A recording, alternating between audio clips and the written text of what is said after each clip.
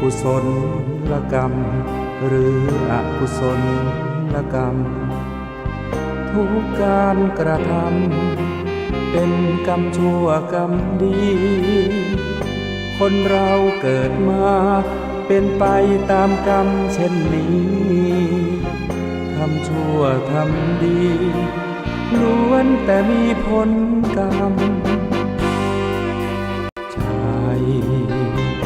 อำนาจใจสติครองไว้อย่าผิดพลาดเพ้อไป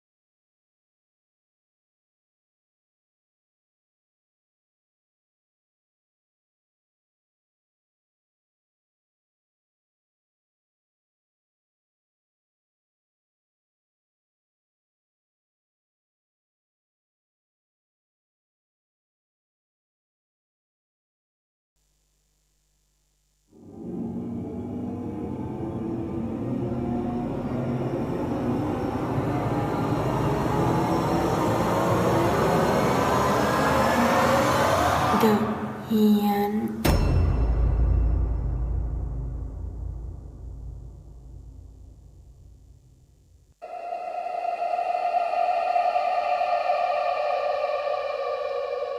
The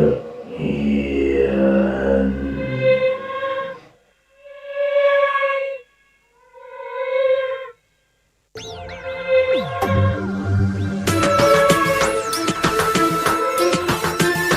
ตั้งแต่ตอนเป็นเด็กจนวันที่โตเป็นผู้ใหญ่เจอปัญหามาตั้งเยอะ ขอถวายความนอบน้อมแด่องค์สมเด็จพระสัมมาสัมพุทธเจ้า ผู้ไกลจากกิเลสตรัสรู้ชอบได้โดยพระองค์เอง ขอถวายความนอบน้อมแด่พระธรรม อันเป็นคำสั่งสอนขององค์สมเด็จพระสัมมาสัมพุทธเจ้า ขอนอบน้อมแด่พระสงฆ์สาวกผู้ปฏิบัติดีปฏิบัติชอบ ทั้งสมมุติสงฆ์พระอริยสงฆ์ทุกรูป และก็ขอถวายความเคารพพระมหาเถรานุเถระเจ้าคณะพระสังฆาธิการ พระมัชฌิมาพระนวกะทุกรูป แล้วก็ขอเจริญพรศรัทธาสาธุชนญาติโยม ก็ขอต้อนรับเข้าสู่รายการเดอะเฮียนออกอากาศณวัดฝายหินตำบลสุเทพอำเภอเมืองจังหวัดเชียงใหม่ออกอากาศทุกวันจันทร์ถึงวันศุกร์เวลา5 ทุ่มถึงตี 1วันนี้ก็ วันพฤหัส เหนื่อย วันนี้วันพฤหัสบดีที่ 26 สิงหาคมพระพุทธศักราช 2564 คนเท่าเนอะพูดแบบให้เสียงมันแบบบาลานซ์กันนั่งดูจอให้เสียงมันคงที่คง แล้วก็ วา เราก็ ไม่ให้มีเสียงสูงเสียงต่ เราก็วันนี้ก็พบกับดีเจตุนุกแล้วก็ดีเจคุณป้าละออใจเย็นของเรานะ ำวันนี้คุณพี่เพนสี ใคร เห็น อะ คุณเลียวมาไปบอกนะว่า ครูเป็นสีเหรอ ฮะ ครูเป็นสี คุณเพนสี อ๋อนึกว่าครูเป็นสี ไม่ใช่ เขาบอกว่าเขาฝากวันแชร์ให้ด้วยเนอะฝากอะไรไม่รู้ ฝากอะไรจ๊ะ มาถวายตู้ยังไม่เห็น อ้าวแล้วเขาฝากระเบิดมาทำไงอะ ฝากกับคุณเลียวอ่ะคุณเลียวไปบอก ก็ดีแล้วถ้าเป็นระเบิดหรือเป็นอะไร คือเขาบอกฝากให้ตู้ไง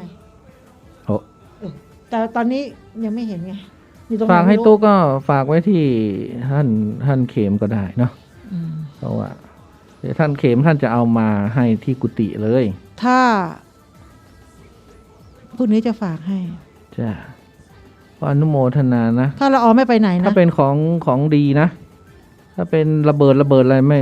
ม่เอานะ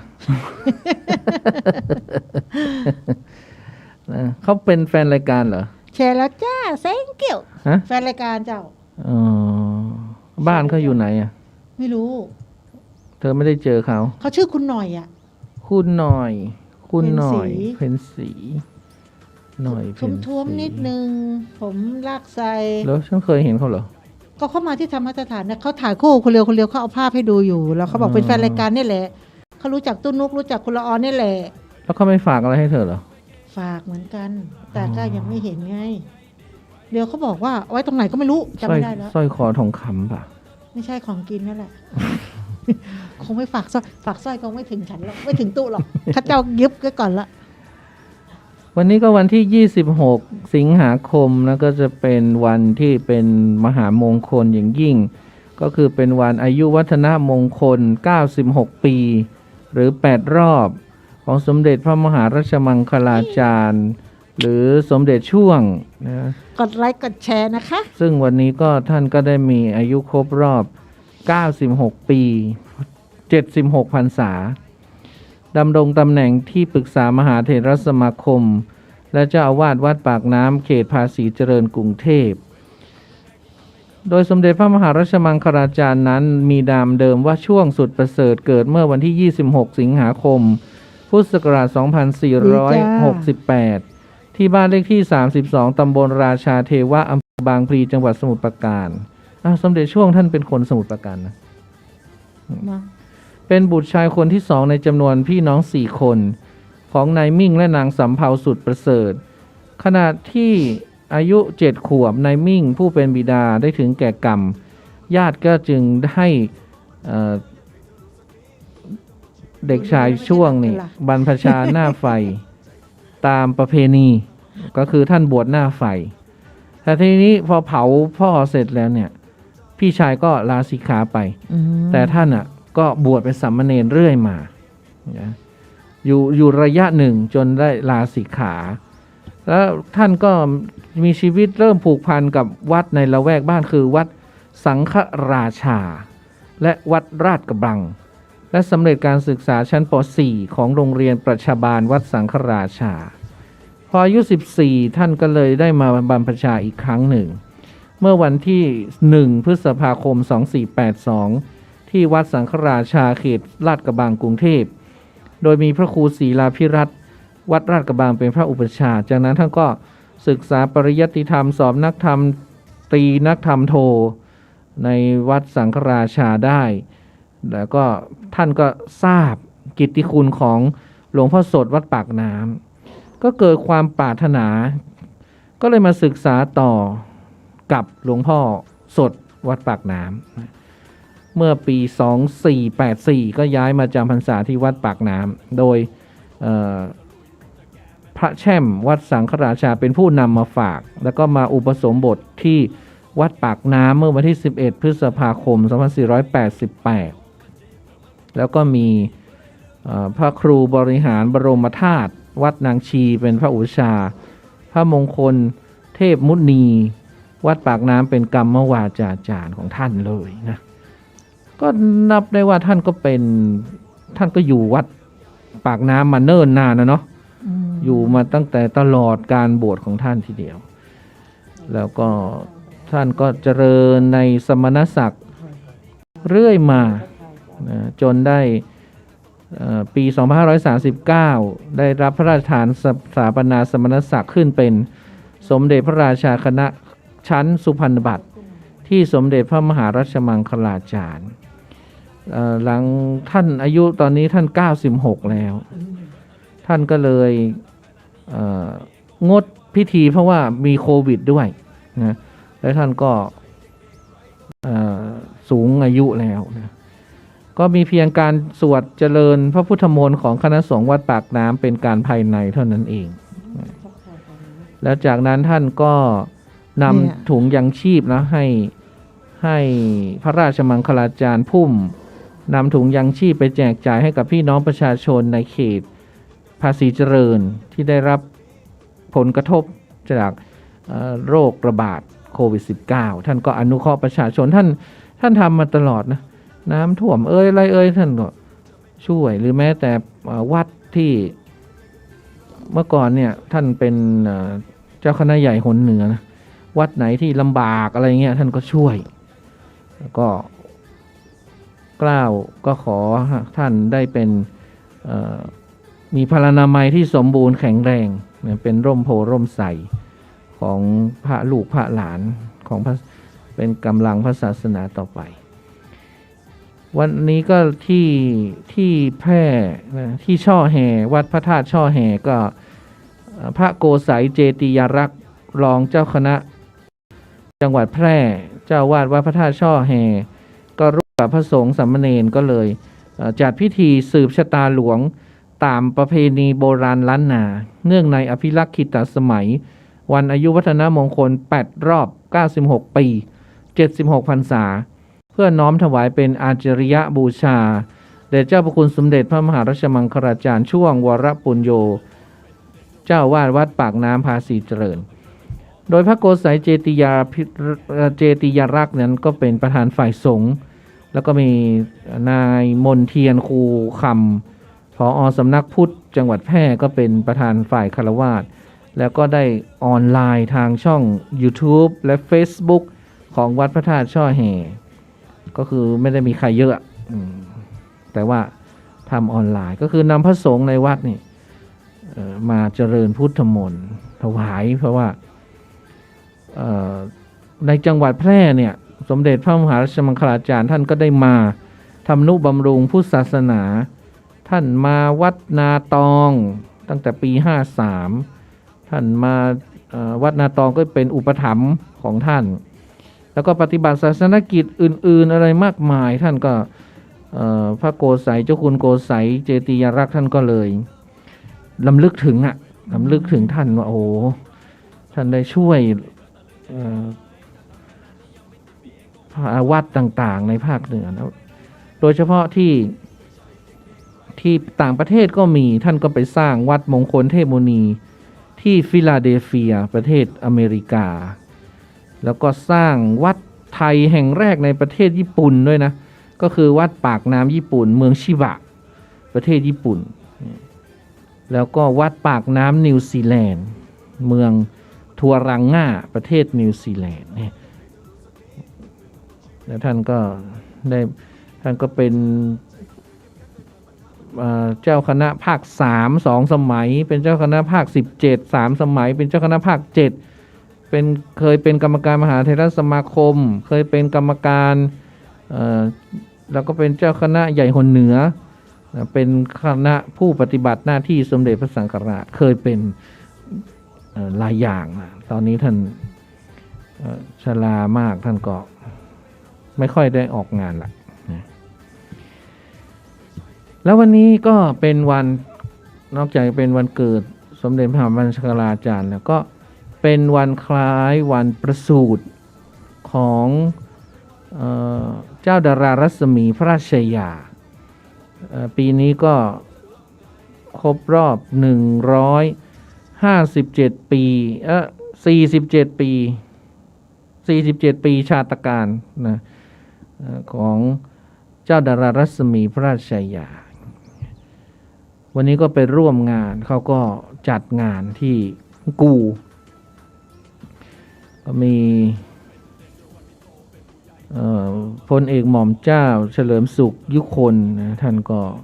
โปรดให้เจ้าสุรีณเชียงใหม่เป็นตัวแทนในการบำเพ็ญพระกุศลนะเป็นตัวแทนของท่านวันนี้ก็มีเจ้าคุณวัดป่าดาราพิรมเจ้าคุณวัดสวนดอกนะเจ้าคณะอำเภอเมืองเชียงใหม่ก็มารับนิมนต์ในการนี้ด้วยนะสวดพระพุทธมนต์สดับปกรณ์ตัวนูก็รับนิมนต์ไปกับเขาด้วยพอสวดเสร็จอะไรให้พรเสร็จเขาก็ให้พระเนี่ยลงไปถ่ายรูปหน้ากู่พระอัฐิเนาะโอ้เจ้าคุณเจ้าเคินท่านลุกเว้ยเนาะมันพึบพับตัวนุกยังเหน็บกินอยู่นะตุจะเป็นคนเท่ายิ่งกว่าเขาแล้วกะเจ้าคุณบรรลุกพึบพับเพราะว่าละออนี่เอาแต่ของหวานของอะไรไม่รู้มาให้ตัวนุกไม่มีประโยชน์ของหวานของมันของเค็มอะไรแล้วทำให้เราสุขภาพแย่ตู้ก็ไม่ต้องฉันนะตู้ก็นั่งเพ่งจะตายวันตายพรุ่งก็ไม่รู้นะใครถวายอะไรมาตู้ก็เพ่งหรือฉันคำหนึ่งแล้วก็เพ่งแล้วก็ปล่อยไว้อย่างนั้นไม่นะแบ่งให้นกให้งุนมดมันตอนฉันไปปฏิบัติธรรมที่ทำโมลีที่เขาใหญ่นะฉันก็ไม่ได้น้ำหนักลดลงเลยนะ ขนาดว่าแบบเข่งนะโอ้เข่งสุดปฏิบัติสุดแบบว่าเช้านี่กินข้าวต้มอย่างเดียวนะข้าวต้มทุกวันอะเกือบทุกวันข้าวต้มอย่างเดียวไม่ครัวเขาไม่ทำเลยเขาทำข้าวต้มอย่างเดียวก็เดี๋ยวจนแป๊บเดียวก็เพลนไงจนบางรูปก็ไม่ฉันอะจนบางรูปไม่ฉันเลยเพราะว่ามันข้าวต้มทุกวันอะเขาไม่ไหวแล้วไง แล้วก็ก็มาฉันเพลนก็ถ้ามีเจ้าภาพก็จะได้แบบฉันดีหน่อยถ้าไม่มีเจ้าภาพแม่ครัวก็พัดอะไรเหมือนกับข้าวในปั๊มน้ำมันอะข้าวราดแกงอย่างนั้นนะคำนี้ก็ไม่ได้ผอมลงนะ มันขึ้นอยู่กับอะไรขึ้นอยู่กับเราแก่แล้วเหรอ ใช่เขาเรียกว่าการเผาผลาญเหรอใช่ระบบเผาผลาญมันไม่ดีแล้วไงแค่มองก็อ้วนแล้วไงดมก็อ้วนแล้วนะเดินผ่านก็อ้วนแล้วเข้าปากคำเดียวก็ไปแล้วเหมือนถูกสาปเนาะใช่ให้อ้วนแล้วก็จงอ้วนตลอดไปชั่วกาลเปาเขาเรียกว่าระบบเผาผลาญไม่ดีเราบวมน้ำก็มีนะหรือบางคนแบบกระดูกเล็กเนาะที่เข้าไปเอ็กซเรย์น่องขนาดนี้เนาะกระดูกแค่นี้ว่ามันอยู่ได้ไงเนี่ยมันรับน้ำหนักได้ไงนี่ไงกระดูกเธอพยายามจะบอกว่าเธอนี่จะผอมไม่ใช่กระดูกเล็กแต่ตัวใหญ่เธอพยายามบอกว่าเธอผอมขายมูลใหญ่แล้วเราก็ไม่ได้ไปออกกำลังกายเป็นแต่เป็นว่าไง เพราะว่าอย่างเรากินไขมันใช่ไหม ใช่ กินไขมันก็ดีหรือว่าเอ่อน้ำตาลก็ดีเนี่ย มันต้องใช้เวลาหรือว่าใช้แรงอ่ะที่จะต้องเผาผลาญมันไง อืม ทีนี้มันเผาผลาญไม่หมดเนี่ย มันก็สะสมเนาะ ใช่ มันสะสมอะแป้งก็กลายเป็นน้ำตาลอีกใช่ไหมเกลือก็ทำให้บวมอีก ขนมปังก็กลายเป็นน้ำตาล ขนมปัง แป้ ก็เป็นน้ำตาลอีก เป็นน้ำตาลที่แบบอยู่นานด้วยนะ ใช่ อะไรเงี้ย แป้งขนมไอ้พวกแป้งสาลีต่างๆ เป็นข้าวเป็นข้าวเป็นขนมเส้น เป็นเส้นก๋วยเตี๋ยว คือเรา พวกเนี้ย กิน ทั้งนั้น กิน แหละ เยอะได้ enjoy eating ได้ แต่ว่าเราต้องเบิร์นเราต้องเผาผลาญอย่างพระนี่ก็ต้องเดินอ่ะ ต้องไปเดินมันบรรยากาศการเดินมันไม่ได้ไง ถ้าเมืองนอกเมืองนาเงี้ยได้เนาะเมืองนอกเนี่ยไปเดินเถอะ ไม่มีใครสนใจหรอกตู้เจ้าตู้นายอะไรหรอกลองไปเดินประเทศไทยสิเดี๋ยวเผื่อเจอคนรู้จัก โอ้ตู้นุกไปไหนอีหมอรับฉันขึ้นมาอีก ไม่ได้เดินอีก อ้าวมีนะบางทีเราอยากเดินไปนะเอาไปเจออย่างเดินไปในมอเลยเฮ้ยทุกอย่างมาเตลอย่างงี้ รับฉันไปเฉยเลย เป็นอันนี้พี่แป๊วเจอพระเนี่ยไล่ละออลงนะแล้วก็รับพระ บางทีเขาอยากจะเดินก็ได้ อุ้ยตายแล้ว เจอตู้กลางทางลงไปส่ ใช่ ง ไหม แล้ว อย่างเงี้ยบางทีปักอาจจะอย่างพระวัดสังหินเราหลายรูปก็เดินนะนี่เข้าใจตู้อูดเลยนะว่าเอ๊ะทำไมท่านเดินนะท่านมีความสุขอ่ะมันแข็งแรงอะเนาะมันแข็งแรงแล้วมันผอมด้วยมัน ก็วันนั้น สุ จะ ข รับ ภาพจิตดี สารอะไรต่างๆ ก็หลั่งอะสารความสุขก็หลั่งออกมาอย่างเงี้ย จะรับตู้พี่ตู้เข็ม ตู้พี่นั้นก็เดินทุกวันอะ ไม่ ก็ไม่ผอมนะ เขาไม่บอกเขาบอกไม่ไม่ไปเดี๋ยวไปแค่เซเว่นแค่นี้เองเดิน แต่ท่านเดินทุกวัน เดินไปซื้อกาแฟแล้วก็ท่านก็เดินกลับ ก็คือเท่ากันเท่าเดิม ไปซื้อกาแฟ แต่เดินอะดี เดินเถอะ ถ้ามีใจที่อยาก คือ เดิน ไม่ นะ ผอมแต่แข็งแรง เป็นหมูที่แข็งแรง อืม ไม่เป็นหมูอย่างฉันเนี่ย อันนี้เขาเรียกว่าหมูสามชั้นนะ ก็พระผู้ใหญ่เปิ้นลุกแล้วเปิ้นไปยืนอยู่หน้ากูเลยวะฉันยังอยู่ที่เดิมอยู่ฉัน ฉันลุกไม่ไหว จะฝืนเดินไปมันก็ใช่ไหมมันก็ไม่มีแรงอ่ะ มันเป็นเหน็บอ่ะ ดีไม่ล้มอยู่ตอนนั้นทำไงเนี่ยตัวก็เล็กอยู่ด้วย แล้วพับผู้ใหญ่ไปยืนแล้วพับผู้น้อยเดินตามทีหลัง ก็ค่อยๆขย่องขย่งไป เออ ไม่ฉันสงสัยว่าพระผู้ใหญ่ท่านไม่เป็นเหน็บหรือไง ก็ท่านไม่เป็นสิเพราะท่านนั่งเป็นกิจวัตรแล้ว อ๋อ ค่ะ ไม่ใช่ ท่านคงจะแบบขยับไง อืม แต่เรามันเก่งไง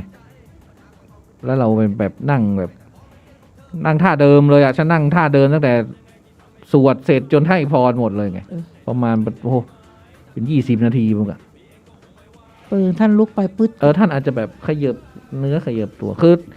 ขยับให้เลือดมันเดิน คือท่านไปงานเยอะกว่าเราท่านรู้ไง เออ เรานี่มันไม่ค่อยได้ออกงาน ไม่ค่อยรู้เทคนิค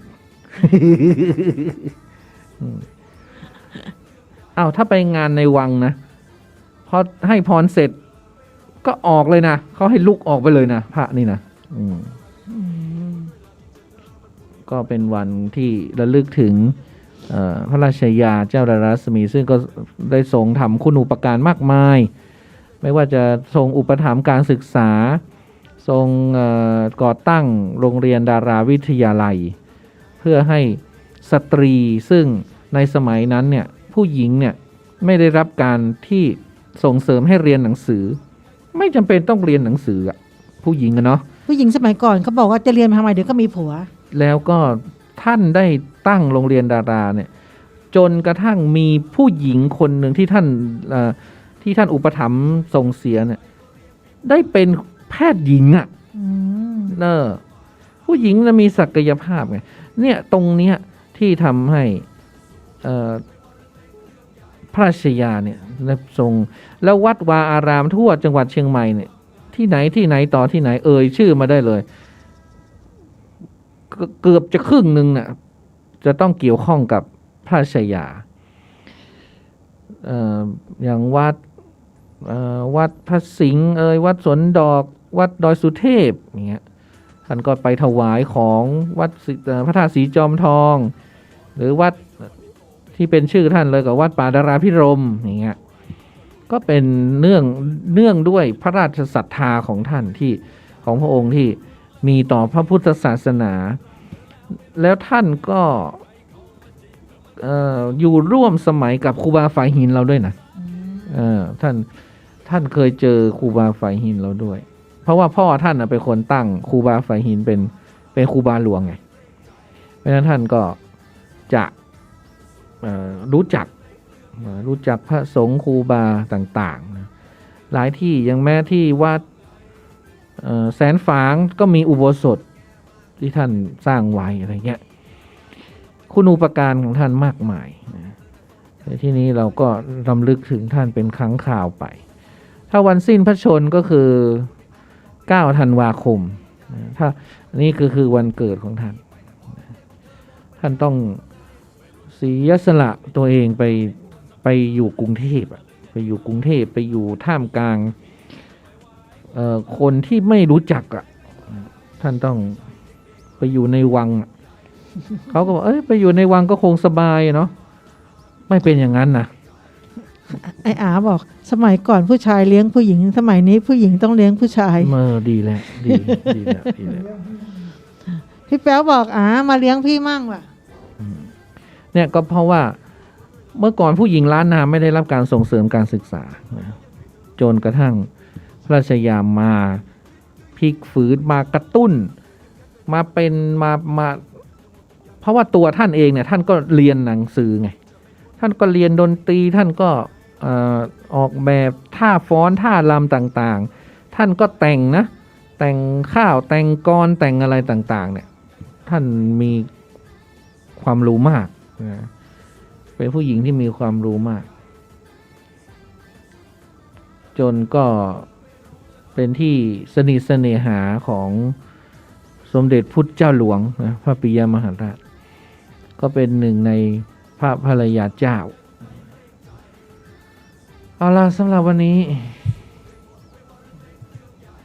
ก็มีแค่นี้แหละที่จะเล่าต่อไปก็เป็นข่าวของละอก็เป็นอะไรหมวดโจ้เหรอผู้พันเหรอเขาเรียกผู้พันโจ้ผู้กำกับผู้กำกับนครสวรรค์ผู้กำกับโจ้ตอนนี้เขามอบตัวแล้วเมื่อตอนเย็นเมื่อตอน3 ทุ่มมอบตัวหรือโดนจับคะเขาบอกเขามอบตัวได้ยินว่าโดนรวบตัวนะ ฉันอ่านอยู่คือมันมีทั้งรวบตัวแล้วก็มอบตัวนะข่าวตอน3 ทุ่มนี่ก็เขาก็มาแถลงเขาบอกว่าที่เขาออกมาเนี่ยก็เพื่อที่มาบางข่าวเนี่ยบิดเบือนความจริงเขาไปตั้งหลักใช่ไม่ได้หนีเขาไม่ได้หนีไปอยู่ชลบุรีไปตั้งหลักก่อนแต่ไปพม่าเลยนะชลบุรีเขาบอกว่าไปเอามาจากที่ชลบุรีเลยข่าวแถลงมาว่าชลบุรีเสร็จแล้วเขาก็เลยมาบอกว่าข่าวที่ในโซเชียลต่างๆเนี่ยมันไม่เป็นความจริงเขาเลยต้องเขาบอกเขาได้ดูข่าวแล้วไงเขาก็เลยบอกว่าเขาต้องออกมาพูดเพราะว่ามันไม่เป็นความจริงก็มันก็โอ้โหแต่หลายคนก็โอ้โหชื่นชมนะรอนั่นทุกอยากได้เอาไปเลยถ้าไม่งั้นน้องคุณเมย์พิชนาธิ์ก็คงเงาไปแล้วแหละแต่ว่าโหดเหลือเกินเห็นหน้าอย่างนี้โหดเหลือเกินก็เป็นแค่ผู้การไม่ใช่เหรอผู้กำกับแต่มีรถ20 คันน่ะมีเงินไปเท่าไหร่และเป็นตำรวจทำไมเงินเยอะขนาดนั้นน่ะเงินเดือนแค่40,000 กว่าบาทเองนะแต่เขามีเสน่ห์นะเวลาเขายิ้มเขาคุณเมย์ก็บอกว่ากับผู้ใหญ่เนี่ยเขาจะอ่อนน้อมเขาจะเป็นคนอ่อนน้อมหรือกับผู้หญิงเนี่ยก็คิดว่าเขาก็คงไม่ทำร้ายเนาะเขาไม่มีข่าวอย่างนั้นนะ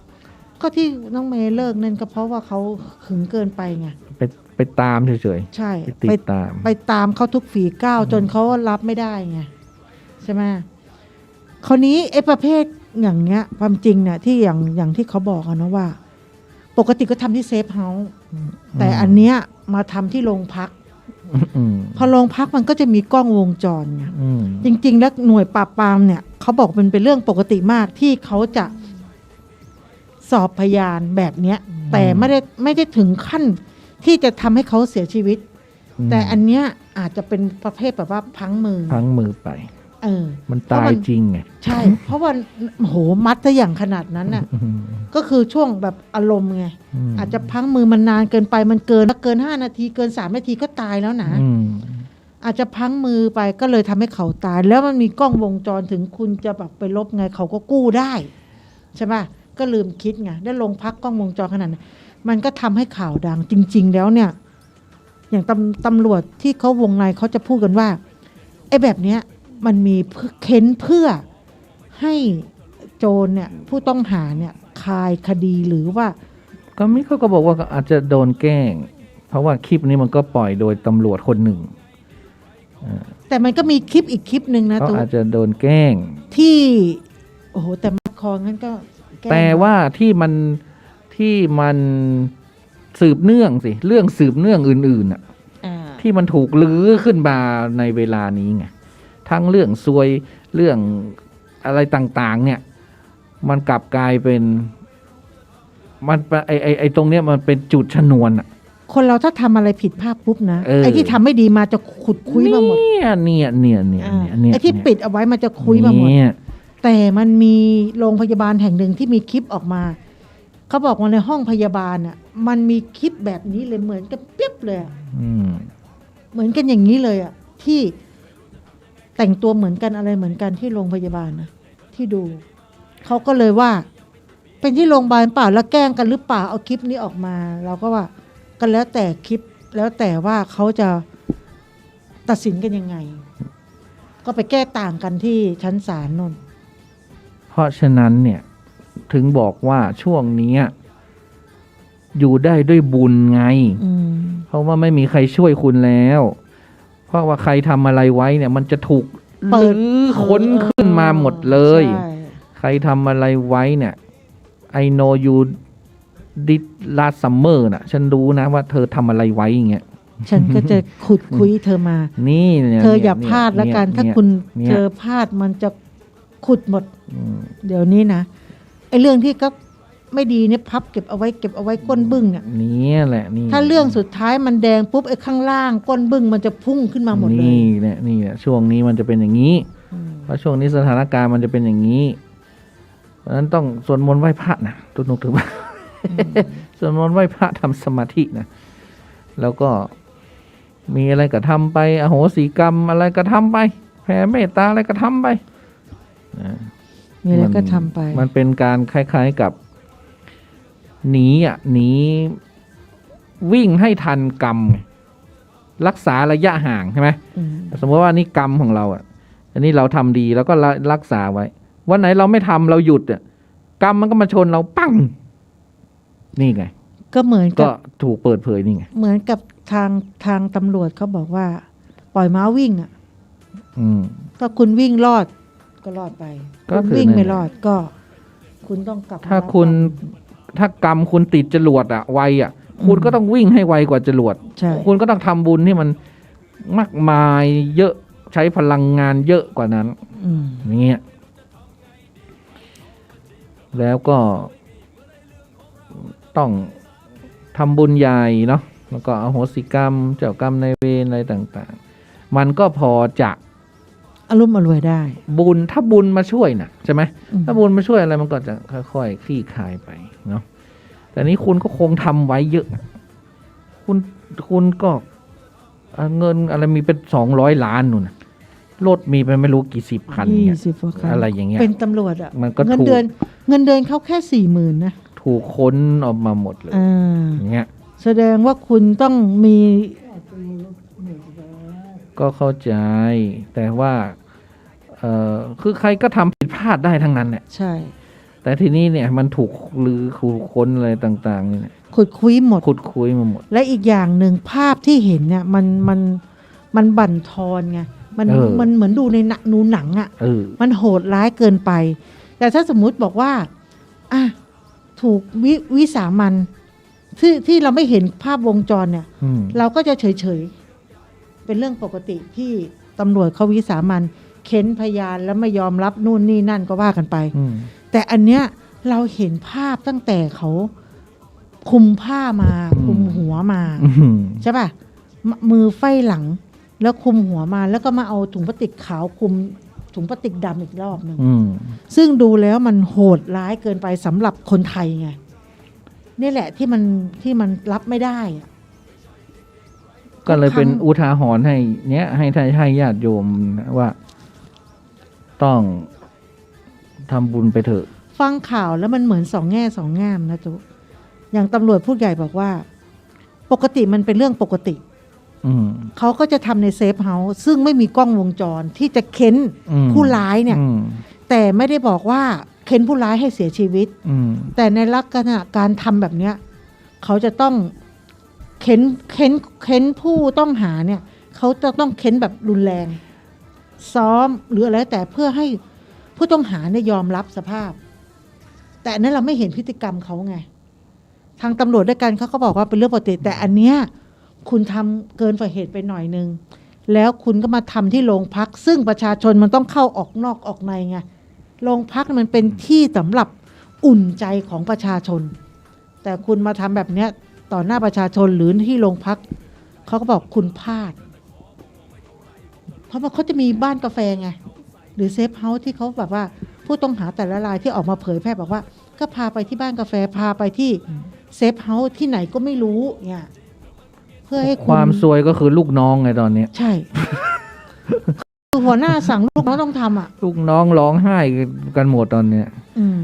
ผมไม่ได้ตั้งใจผมเป็นคนดีผมโอ้น่าสงสารคนนะ จริงๆเขาก็ไม่ได้ตั้งใจนะลูกน้อ ก็ ง เขาโดนสั่งมา เพราะว่าเอาหัวหน้าทำอ่ะ อืม แล้วเขาเป็นผู้บังคับบัญชาเราอย่างเงี้ย อืม ในเมื่อผู้บังคับบัญชาทำอ่ะ และไอ้ลูกน้องจะยืนอยู่เฉยๆเดี๋ยวมึงโดนแน่ อืม ใช่ป่ะหน้าที่การงาน ก็เหมือนเด็กทำน้องใครอ่ะเขาบอกว่าเพิ่งเป็นตำรวจได้2 ปีอ่ะ อืม นั่นแหละก็ซวยไปไงก็เรียกว่าลงเรือลำเดียวกันคราวนี้มันขึ้นอยู่กับว่า โทษหนักโทษเบา เท่านั้นเอง เขาก็แถลงการว่าไม่มีการรีดไถเงิน เป็นการพยายามรีดข้อมูลยาเสพติดล็อตใหญ่ ยอมรับสิ่งที่กระทำลงไปไม่ถูกต้อง ยอมรับให้ศาลตัดสินตลอดชีวิต แต่ไม่ได้มีเจตนาฆ่าทำไปเพื่อต้องการสอบสวนเพิ่ม ขอยอมรับผิดแต่เพียงผู้เดียว ในการสั่งลูกน้องให้ทำที่เอาถุงสวมหัวนั้น เพื่อไม่ต้องการให้เห็นหน้ายืนยันไม่เคยทำแบบนี้มาก่อนเป็นครั้งแรก เรื่องขู่รีดเอาเงินสาบานกับพระที่ห้อยคอได้เลยว่าไม่มีเรื่องเงิน1 ล้านบาท ชีวิตนี้รับราชการมาไม่มีทุจริตเรื่องเงิน ซึ่งผู้เสียชีวิตรายนี้เป็นรายแรกที่ลงมาด้วยตัวเองเนื่องจากเป็นผู้ค้ารายใหญ่คาดว่ามีของเยอะมาก กรณีที่ผู้ต้องหาสลบไปตอนนั้นตกใจทำอะไรไม่ถูกเพราะเห็นว่าสลบไปจับชีพจรดูลมหายใจก็ยังหายใจอยู่ แต่มันเหมือนอ่อนลง ตนก็ไม่แน่ใจจึงให้ลูกน้องมาช่วยปั๊ม CPR และนำส่งโรงพยาบาล ส่วนที่บอกให้แพทย์ลงข้อมูลว่าผู้เสียชีวิตจากเสพยาเกินขนาดเนื่องจากแฟนผู้ตายระบุว่าผู้ตายเคยเสพยามาในแต่ละก็เสพมากนอนน้อย ก็เลยคาดว่าเสียชีวิตจากการน็อกจึงได้ให้ข้อมูลไป กรณีถอดกล้องวงจรปิดยอมรับว่าตนเป็นคนสั่งเนื่องจากช็อกตกใจจึงสั่งลูกน้องถอดกล้องวงจรปิด รองผู้บัญชาการภาค 6 ระบุผู้กำกับโจ้ติดต่อเข้ามาเมื่อวานระบุจะฆ่าตัวตายเพราะเครียดกับเรื่องที่เกิดขึ้น ท่านรองก็ได้บอกว่าทำแบบนั้นไปก็ไม่ได้ช่วยแก้ปัญหาอะไรให้กับทาง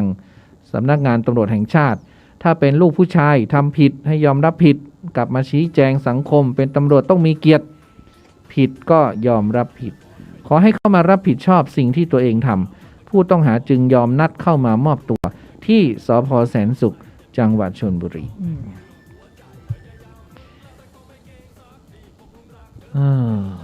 นะ อะไรอีก ฟังเพลงเลยไหม วันนี้มันไม่มีเรี่ยวแรงอะไรเลยวันนี้มัน เพราะว่ามันร้อนด้วยมั้งวันเนี้ย ร้อน ฝนมันตกอะเนาะฝนมันตก ร้อน วันก่อนแล้วมันก็โอ้โหวันนี้แดดเปรี้ยงเลย เดี๋ยวก่อนจะเป็นเพลงขอบอกนี้ก่อน สุดสลดสองผัวเมียเป็นใบ้แถมตกงานพิษจากโควิดเนาะก็ทั้งคู่เนี่ยของเงินแม่ 2,000 แต่แม่ไม่มีให้ก็เลยเข้าห้องซดยาฆ่าหญ้าตายทั้งคู่และสองคนผัวเมียเนี่ยก็มีลูกอยู่2 คนด้วยนะมีลูกชาย2 คนนะครับแล้วก็คนแล้วก็เป็นใบ้ทั้ง2 คนลูกชายคนเล็กนอนติดเตียงเป็นใบ้เขามีลูกผู้ชาย2 คนนะเป็นใบ้หมดเลยคนเล็กนี่ติดเตียงส่วนลูกคนโตเนี่ยชื่อนายบุญเกิดผู้เสียชีวิตเนี่ยแหละก็ได้อยู่กินกับนางสุรีนะคะก็เป็นลูกสะใภ้ทั้ง2 คนเป็นใบ้แล้วก็มีลูกคนโตเนี่ยอายุ5 ปีคนเล็ก1 ขวบก็มาขอเงินแม่สะใภ้เนี่ยมาขอเงินแม่เพื่อจะเอาเงินเนี่ย 2,000 เนี่ยส่งไปให้แม่ของตัวเองนะแต่แม่ของผู้เสียชีวิตที่เป็นผู้ชายก็ทำงานโครงการหลวงนี่แหละแต่ครั้นี้โควิดมันระบาดใช่ไหมเขาก็ไปทำมั่งไปทำ2 วัน 3 วันแล้วก็หยุดเขาเรียกว่าทำไม่เต็มเดือนนะเนาะก็เงินก็ต้องใช้อย่างประหยัดเพราะต้องดูแลถึง6 ชีวิตก็เลยบอกผู้ตายไปว่าไม่ให้พอตกเย็นเนี่ยผู้ตายก็มาขอเงินอีกขอเงินไปซื้อกับข้าวกินคุณแม่เขาก็เลยให้ไปเขาก็หายไปสักพักหนึ่งกลับมาก็หิ้วถุงมาก็คงจะเป็นกับข้าวก็ไม่ได้สนใจเสร็จแล้วลูกชายเนี่ยผู้เสียชีวิตก็บอกให้แม่เนี่ยเอาหลานไปนอนด้วยเขาไม่ค่อยสบายก็ไม่อยากให้ลูกมานอนด้วยก็ไม่ได้เอะใจอะไรก็เอาหลานมานอนด้วยทั้ง2 คนกลางคืนตกดึกเขาก็ได้ยินเสียงสะอึกก็คิดว่าคงจะเมาแล้วก็สะอึกไงแต่ตกเช้ามาเอ๊ะทำไมตื่นสายก็เลยไปปลุกเรียกเพราะว่าปกติลูก2 คนเนี่ยเขาจะตื่นแต่เช้าตื่นสายปุ๊บก็เลยไปโทรไปปลุกเรียกก็เห็นว่าลูกตัวเองกับลูกสะใภ้เนี่ยนอนเสียชีวิตแล้วก็เลยเสียใจมากนะเสียใจแล้วพอหลานทั้ง2 คนก็ต้องไม่มีพ่อเหตุเพราะโควิด2 คนไม่มีงานทำแต่แม่เนี่ยคนเดียวนะต้องหาเลี้ยงเครียดเป็นโรคเครียดก็เลยในเมื่อของเงินแม่ก็ไม่ได้แล้วคนที่เป็นใบ้ก็ไม่มีงานทำไงตกงานเพราะโควิดไงไหนจะมาลูกอีกตอนนี้ทั้งลูกสะใภ้กับลูกชายเสียชีวิตไป2แม่คนนี้ก็ต้องเลี้ยงหลาน2 คนซึ่งคณิตทั้งพ่อทั้งแม่ไม่มีละก็ต้องมาเลี้ยงลูกคนเล็กอีกคนหนึ่งที่เป็นติดเตียงโธ่ก็ลำบากก็เพราะโควิดเนาะใช่ทำให้แบบอดเอาโอ้ยปี2 ปีก็หมดละตายก่อนนะปี2 ปีก็หมดละก็เหมือนกับอะไรนะมันเครียดจริงๆนะก็ถึงบอกไงว่า3 เดือนเนี่ยเอาตัวให้รอดไปเจอกันออกพรรษานะออกพรรษายังไม่รู้จะรอดหรือเปล่าใครอย่าไปจากต้นนุกไปก่อนนะแต่ถ้าต้นนุกไปก่อนก็ลาก่อนนะภายใน7 วันอ่ะตุ๊แต่ถ้าคนเราไม่หนีไม่พ้น7 วันแต่ถ้าต้นนุกยังไม่ตายก็อย่าเพิ่งตายนะอยู่ไปด้วยกันก่อนก็7 วันนะตุ๊ก็ไม่ว่าจะเป็นสถาบันบันเทิงก็เหมือนกับเนี่ยตะวันแดงอ่ะตุ๊ตะวันแดงเนี่ยเปิ้ลลื้อหมดเลยนะลื้อทำไมก็ในเมื่อโควิดมันไม่หมดเขาจะไปเปิดผับเปิดบาร์ได้ยังไงก็ไม่ต้องลื้อก็ปิดไว้สิเขาก็ทำเป็นรีโคเวทใหม่เลยก็คือทำเป็นร้านอาหารร้านเหล้าแล้วที่นี้เป็นแบบว่าเป็นร้านเหล้าแบบร้านอาหารแล้วก็เป็นร้านเหล้าเลิก3 ทุ่มอันนั้นคือผับแต่อันนี้เป็นแบบเปิดคือไม่มีวงดนตรี full option แล้วไม่มีเมื่อก่อนนี้เขามีวงดนตรีคือเขาดูสถานการณ์แล้วถ้าเป็นอย่างเงี้ยอีกปีนึงก็ยังไม่คลี่คลายเนี่ยเขาจะปิดโดยไปไม่มันก็คลี่คลายแต่ว่ามันยังเปิดไม่ได้ใช่ยังไงก็เปิดไม่ได้เพราะมันเป็นสถานที่มันจะต้องใช้เวลาในการฟื้นอีกเป็นปีถ้าเป็นปีปุ๊บเขาก็เสียค่าที่เพื่อนักท่องเที่ยวจะเข้ามาเขาก็เลยทำยังไงให้ตัวเองอยู่รอดก็เลยปรับใหม่ก็แบบมันที่ร้านเหล้าธรรมดาแถวนิมานเขาก็จะมีไงเปิดแค่เป็นค็อกเทลเหล้าธรรมดาเนี่ยแหละมีเปิดเพลงเบาๆแล้วก็มีเหล้าแค่3 ทุ่มเขาก็เลิกนั่งกินได้ตั้งแต่11 โมงไปคนเรามันต้องความอยู่รอดไงเขาก็ต้องทำแบบนั้นดูง่ายๆเลยขนาดเป็นบิ๊กใหญ่ๆนะเขาก็ต้องให้ลูกน้องเขาอยู่ได้ อืม ให้คนไหนจะเขาต้องจ่ายค่าที่ปีหนึ่งถ้าเกิดเขาจะทิ้งตรงนี้ไป เกิดสถานการณ์มันดีขึ้นมาที่ตรงนี้มันถูกคนอื่นไปแล้วอะเขาก็มองหลายๆอย่าง ขนาดเรายังมองออกเลยเนาะ เหมือนที่อันคุณนิยมเวชกามาสสสกลนครพรรคเพื่อไทยบอก ถ้าอะไรอ่ะ ถ้ากระทรวงพาณิชย์แบบยังไม่รู้อ่ะ ยังไม่มีผลงานอะไรอะก็ยุบไปเถอะไม่เห็นทำอะไรเลย คนการส่งออกก็ไม่มีข้างในก็ในประเทศก็ลำไย5 บาท อันนี้5 บาท น้ำมันก็ขึ้น อะไรเงี้ยเขาก็บอกมีทำไมเขาว่างั้นคือก็ขนาดเราอยู่เราดูอย่างเงี้ยเรายังดูออกเลยว่ามันก็ต้องรอเวลาเนาะปีหนึ่งอีกปีหนึ่งก็ต้องคอยฟื้นตัวอะไรอย่างเงี้ยคือเหมือนเราพูดอะไรไปเขาก็นั่งเฉยก็ไม่สนใจคุณจะพูดอะไรก็เรื่องคุณฉันก็ยังมีเงินดาวเงินเดือนกินไงใช่ป่ะภาษีชาวบ้านประชาชนธรรมดาก็ต้องเสียภาษีใช่ไหมไอ้คนไหนที่ทำคนละครึ่งตอนนี้เขาเริ่มเก็บคนที่ไปเสียภาษีเขาก็จะถามเลยว่าคุณมีคนละครึ่งไหมคนที่ร้านที่เขาไปก่อนหน้าเราเขาบอกจะโกหกมันก็ต้องตรวจสอบเดี๋ยวมันจะโดนย้อนหลังหนักนี่แหละใช่ไหมเขายังว่าก็คือประชาชนลงรวมตัวกันไม่เสียภาษีสิรัฐบาลจะอยู่ได้ไหมอยู่ไม่ได้เพราะเขาอยู่ได้ด้วยภาษีของประชาชนใช่ป่ะแล้วคราวนี้ภาษีของประชาชนแต่รัฐบาลพูดอะไรเราประชาชนพูดอะไรไปพูดไม่ได้พูดก็โดนใช่ไหมพูดก็โดนหรือจะแสดงความคิดเห็นก็โดนอันนี้เราไม่ได้พูดอันนี้ท่านสสท่านพูดท่านสสพูดอันนี้เราออกก็ไม่ได้เอ่ยถึงใครไง ใช่ป่ะเราแค่พูดว่าเราเสียภาษีแต่เราพูดอะไรไปท่านก็นั่งฟังเฉยๆแล้วก็ยิ้มเดี๋ยวมันก็จะดีเองใช่ไหมเราเป็นประชาชนผู้เสียภาษีก็ทำอะไรไม่ได้มีหน้าที่เสียภาษีก็ต้องเสียไปแต่เราอะลำบากทุกวันไหมแล้วจะมาเก็บภาษีเราเพิ่มถ้าคุณเปิดคนละครึ่งเพราะคุณสามารถรู้หมดเลยนะคุณมีเงินในธนาคารเท่าไหร่มีกี่ธนาคารมีเงินเดินเข้าเดินออกเท่าไหร่คุณรู้ได้ยังไงใช่ไหมคุณรู้เราหมดไงแล้วคุณก็จะมาเรียกเก็บเราคือคุณทำอะไรมาถ้าเราไม่ทำคนละครึ่งหรือเราไม่เข้าโครงการประชาชนเขาก็ไม่มาซื้อของเราก็เหมือนกับบังคับให้เราต้องทำคนละครึ่งหรือบังคับให้เราต้องจำยอมทำถ้าเราไม่ทำปุ๊บเอาเด็กๆนักศึกษาคนละครึ่งรัฐช่วยครึ่งนึงร้านนี้ไม่ทำไม่ซื้อดีกว่าไปซื้อร้านที่เขาทำพอยอดมันกระเตื้องขึ้นมาปุ๊บร้านนี้เสียภาษีได้ยังคะถ้าไม่เสียเรียกเก็บเท่าไหร่ยอดอะไรเกินเท่าไหร่ได้มีได้กับได้แล้วคุณก็ไม่ใช่คนละครึ่งไม่ใช่ว่าจ่ายวันนี้หมดนะวันนี้แม่ค้าเนี่ยเขาต้องการเงินสดเพื่อเช้ามานี่โอนครึ่งนึงรัฐบาลจ่ายเย็นเราซื้อของก็ไม่ได้พอจะได้เงินมาทบอีกวันหนึ่งเราก็ต้องหาเงินมาพบให้จนได้เพราะเราไม่ได้มียอดขายเยอะนะคะพอแล้วบ่นแค่นี้เดี๋ยวเขาจะมาปิดสถานีเหียสสนิยมเขาบอกว่ากรมการค้าภายในทำอะไรอยู่ข้าวก็ราคาถูกยางพาราราคาโลละ23 บาทมา5-6 ปีแล้วกรมการค้าภายในคิดอะไรทำอะไรหรือไม่ลำไยมังคุดหน้าสวนโลละ5-6 บาทขายไม่ได้นี่คือผลงานของกรมการค้าภายใน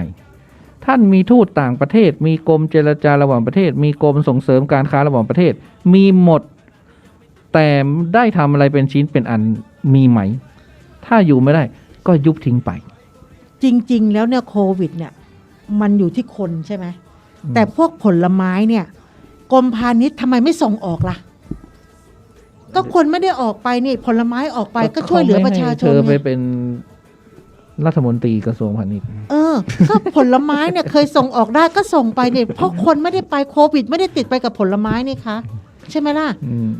ก็ส่งไปสิช่วยเหลือประชาชนตอนนี้ให้โลละบาทเถอะประชาชนก็ไม่มีเงินซื้ออย่างเก่งก็ฉันอยากกินฉันอาจจะไปซื้อสัก2 โล 3 โลนอกนั้นฉันก็หมดปัญญาฉันแค่อิ่มแล้วฉันอยากกินฉันได้กินแล้วประชาชนมีเงินไปซื้อไหมคะอย่างคนที่แบบตกงานขึ้นมาให้คุณโลละบาทโล50 ตังค์เขาถือเป็นของฟุ่มเฟือยเขาไม่ซื้อกินหรอกค่ะใช่ไหมมันก็แย่ไม่ว่าจะเป็นชาวสวนหรือประชาชนมันก็แย่ เพราะกรมพาณิชย์คุณไม่ได้ทำอะไรน้ำมันก็ขึ้นติ๊กๆลงให้เราดีใจสัก3 วันอีก2 วันขึ้นทีเดียว50 ตังค์เลยหรือ75 ตังค์เขาจะไปเติม เพราะว่าเขา เติม ขอ น้ำมันก็ไม่มี เขาของบมา 3,600 ล้าน อืม คุณนิยมเวชกามาก็เลย ขอปรับลดเถอะเพราะเขาไม่ได้เห็นผลงานอะไรกับกระทรวงพาณิชย์ อันนี้เราว่ากันตามที่เขาอะไรนะที่สภานะนี่เราพูดเรื่องในสภานะคะในสภาเขาพูดแบบนี้ เราเป็นแค่กระบอกเสียงเฉยๆเราเป็นประชาชนคนธรรมดาก็ขอแบบอัดอั้นตันใจเราเป็นแม่ค้าเนอะเราก็ขอพูดไงแต่เราไม่ได้ว่าใครนะคะ ไม่ได้เอ่ยชื่อ เลยเราไปพักเที่ยงพอดี เที่ยงพอดี 00พอดีเนาะไปพักฟังเพลงแล้วเดี๋ยวกลับมาพบกับเดอะเฮียนจ้า เขามาจีบเธอมันหงุดหงิดซะไม่มีเมื่อไรเรื่องของเรามันจะลงเอยสักที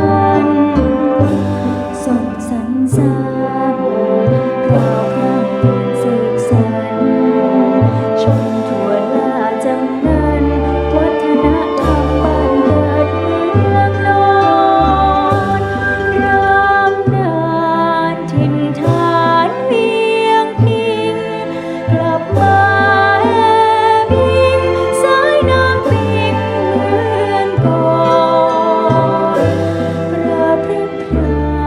ววัดพิงคณ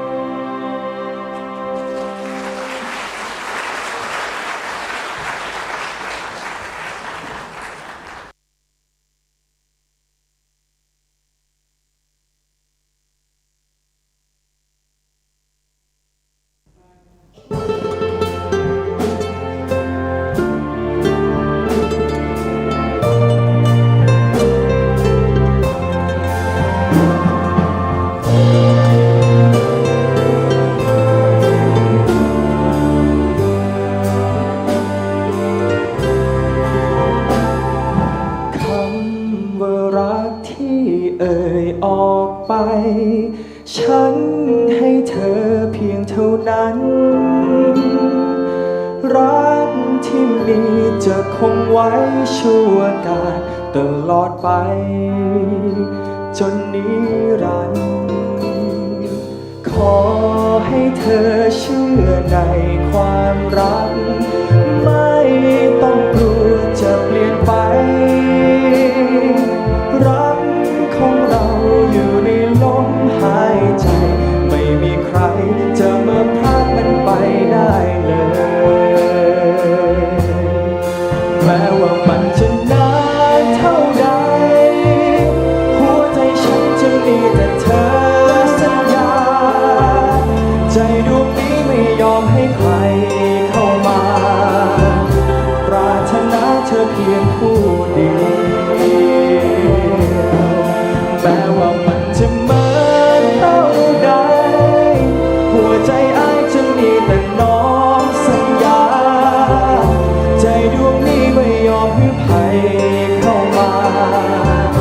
ปรารถนาน้องเพียงผู้เดียวขอให้ตัวเชื่อในความหักบ่ต้องกลัวจะเปลี่ยนไป หักของเขาอยู่ในลมหายใจบ่มีใครจะมาปัดมันไปได้เลย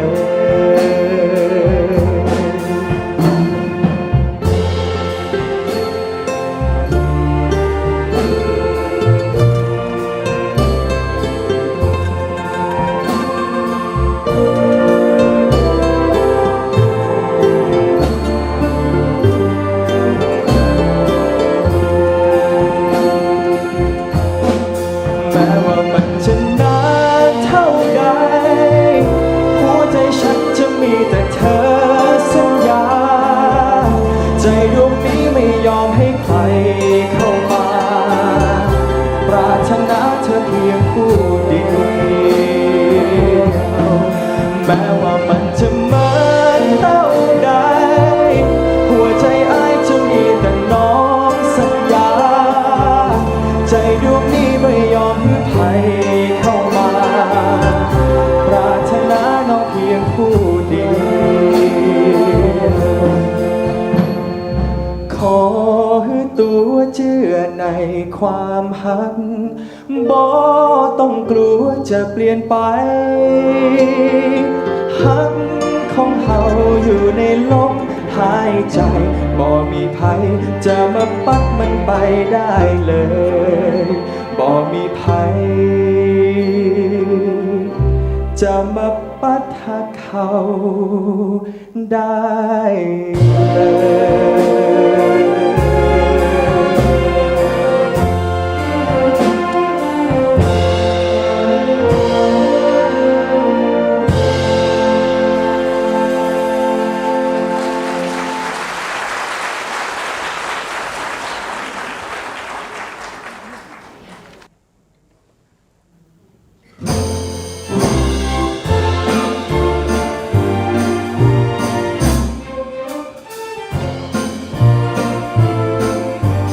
บ้านข้าอยู่บนดอย เมฆหมอกลอยเต็มฟ้า อยู่กลางพงพนา อยู่ตามภาษาคนดอย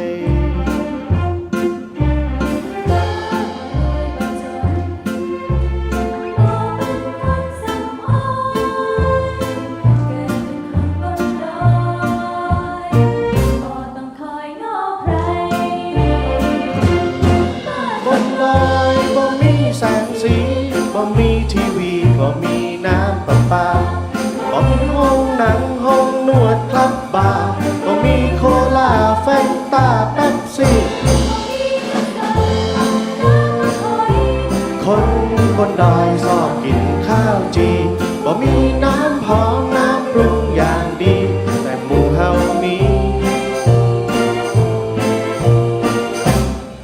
น้ำใจ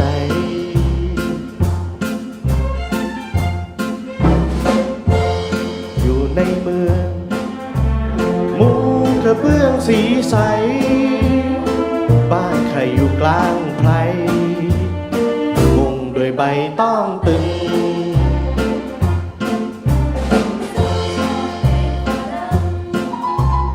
ข้าชอบฟังเสียงซึ้งอันตึงตึงตาติดตึงคดีซึ่งก้องป่าบ้านบนดอยบ่มีแสงสีบ่มีทีวีบ่มีน้ำประปาบ่มีห้องหนังห้องนวดคลับบาร์บ่มีโคลาแฟนตาแป๊บซี่บ่มีเนื้อสันพัดน้ำมันหอยคนบนดอยชอบกินข้าวจีบ่มีน้ำหอมน้ำปรุงอย่างดีแต่หมู่เฮามีน้ำใจ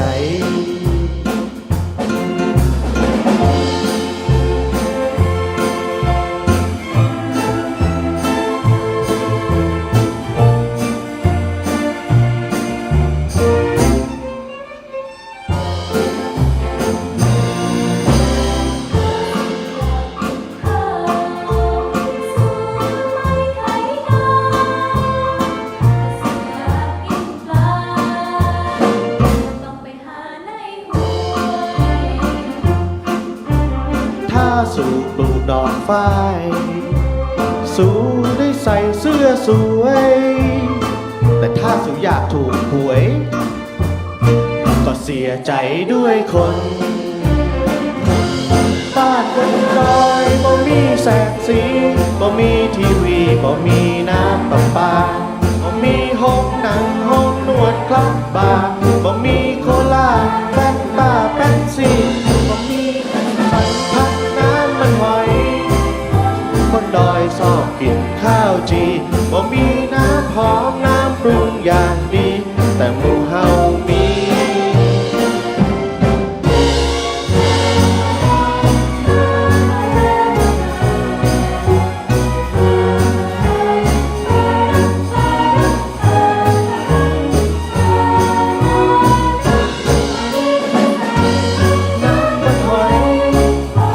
คนดอยชอบกินข้าวจีบ่มีน้ำหอมน้ำปรุงอย่างดีแต่หมู่เฮามีน้ำใจ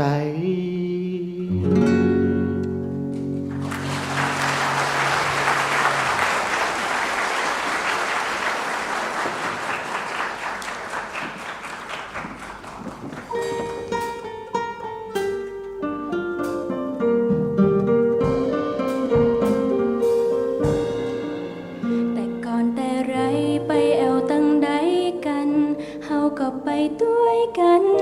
ตึงวันแสนมวนใจพอพบหูจักสาวชาวกรุงบ่เต่าใดอายก็ไปเอาอกเอาใจแต่เขาแค่เพียงบ่เหมือนแล้วกาหูจักเพียงหน้าตาหูใจเบิ้นหรือเปล่าตึงวันมันนี้บ่ใจมาคอยเฝ้าเป็นจะอีแล้วคงบ่ดีไปไว้ใจเค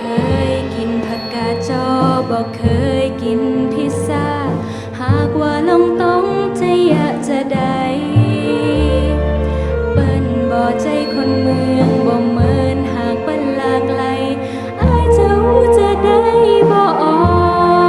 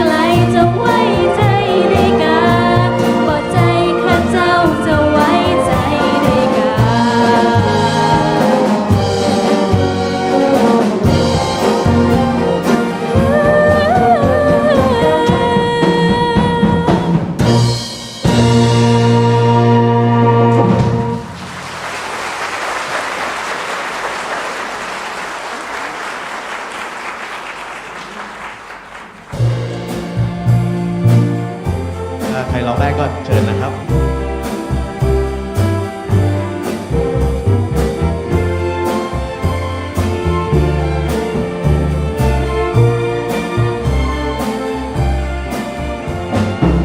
อยากกลับคืนคำเมื่อเธอย้ำสัญญา อย่าเปลี่ยนวาจาเมื่อเวลาแปลเปลี่ยนไป ให้เธอหมายมั่นคงแล้วอย่าหลงไปเชื่อใคร เดินทางไปอย่าหวั่นไหวใครกลางกัน มีดวงตะวันส่องเป็นแสงสีทองกระจ่างคันลองให้ไฟปองและสร้างสรรค์เมื่อดอกไม้แย้มบานให้คนหาสู้ไม่หวั่นคือรางวัลแด่ความฝันนั้นยิ่งใหญ่ให้เธอทางเดินที่มีความหนาถ้าเธอคลามถอยไปฉันคงเกินฉันยังพร้อมช่วยเธอเสมอเพียงตัวเธอไม่หนีไปเสียก่อนจะปลอบดวงใจให้เธอหายร้าวรานจะเป็นสะพานให้เธอเดินไปแน่นอนจะเป็นสายน้ำเย็นดับกระหายยามโหยอ่อนคอยอวยพรให้เธอสมดังหวังได้นิรันดร์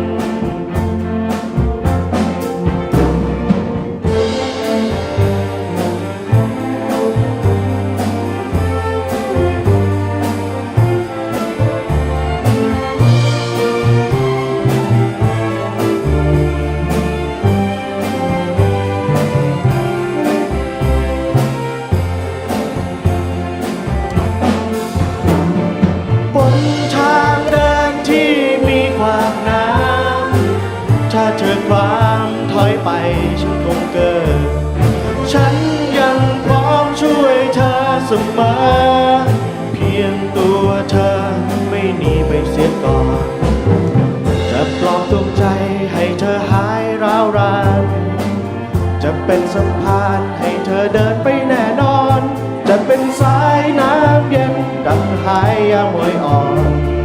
คอยอวยพรให้เธอสมดังหวังได้นิรันดร์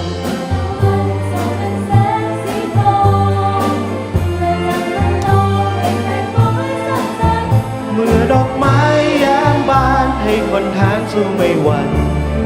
คือรางวัลแด่ความฝันนั้นยิ่งใหญ่ให้เธอ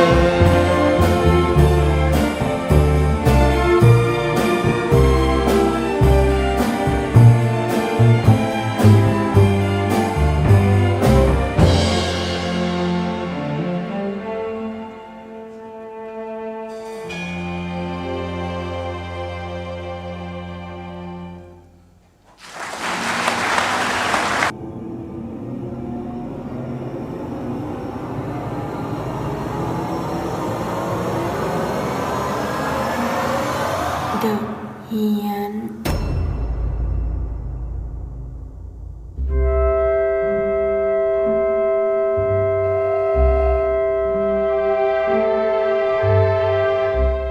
เที่ยงคืน20 นาทีพอดีนะจ๊ะ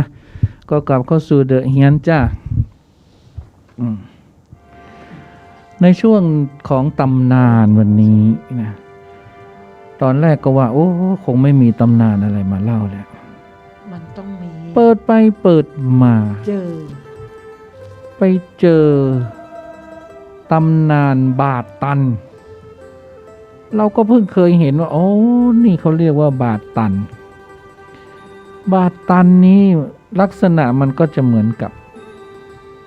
หัวน็อตน่ะ มันจะมี8เหลี่ยมแต่เป็นเหล็กหรือบางทีก็เป็นสำริดนะหรือบางทีก็เป็น6เหลี่ยมนะเขาก็เลยเรียกมันว่าบาทตันเนี่ย อย่างคนไม่ได้ดูรูปภาพก็นั่งคิด อะไรคือบา ก็ ทตัน นึกถึงหัวน็อตนั่นแหละ ประมาณนั้น คุณผู้ฟังก็คือพยายามนึกถึงหัวน็อตที่มันมี8เหลี่ยมแล้ว6เหลี่ยมนะหัวน็อตนะ แต่ว่าอันนี้เขาตีขึ้นมาโดยเฉพาะนะบาทตันนี้ก็เป็นเครื่องรางด้านมหาอุด ของคนล้านนาในยุคของเมืองเชียงแสนนู่นเลย อันนี้เขาทำมาโดยตรง ทำขึ้น โด มา ยเฉพาะ บางทีก็เป็นเนื้อสำริดบางทีก็เป็นเนื้ออะไรบางทีก็มี8เหลี่ยมบางทีก็มี6เหลี่ยม อืม ซึ่งชาวล้านนาเชื่อกันว่ามีคุณวิเศษ มีพุทธคุณเอาไว้ในด้านเหนียว อยู่ยงคงกระพันบางคนเอาไปเลี่ยมพกติดตัวเลยนะ ส่วนมากจะพบตามกลุ่ทางเมืองเชียงแสนอันนี้เขาเอาบรรจุกุเลยนะ ส่วนใหญ่เป็นสำริดสนิม บาดตันนี้นักเลงหรือพวกเสือต่างๆ สมัยก่อน หรือผู้ที่ต้องการเรื่องของการเหนียว ในทางภาคเหนือเมื่อก่อน ทุกคนจะต้องพกบาดตันนี้นะเพราะว่าคำว่าตันนี่ก็คือว่ามันไม่มีอะไรทะลุได้น่ะนะเขาเรียกบาดตัน คือตียังไงก็ไม่แตกกันศาสตราวุธทุกชนิด แต่เสียตรงที่ว่าไอ้บาทตันเนี่ยนะมันตันแล้วมันเป็นบาทที่ตันแล้ว มันก็เลยไม่ได้เงินไงคือบาทเต็มแล้ว แต่ว่าเด่นทางด้านคงกระพันเพราะว่าไม่มีอะไรทะลุทะลวงได้เพราะมันตันหมดเลย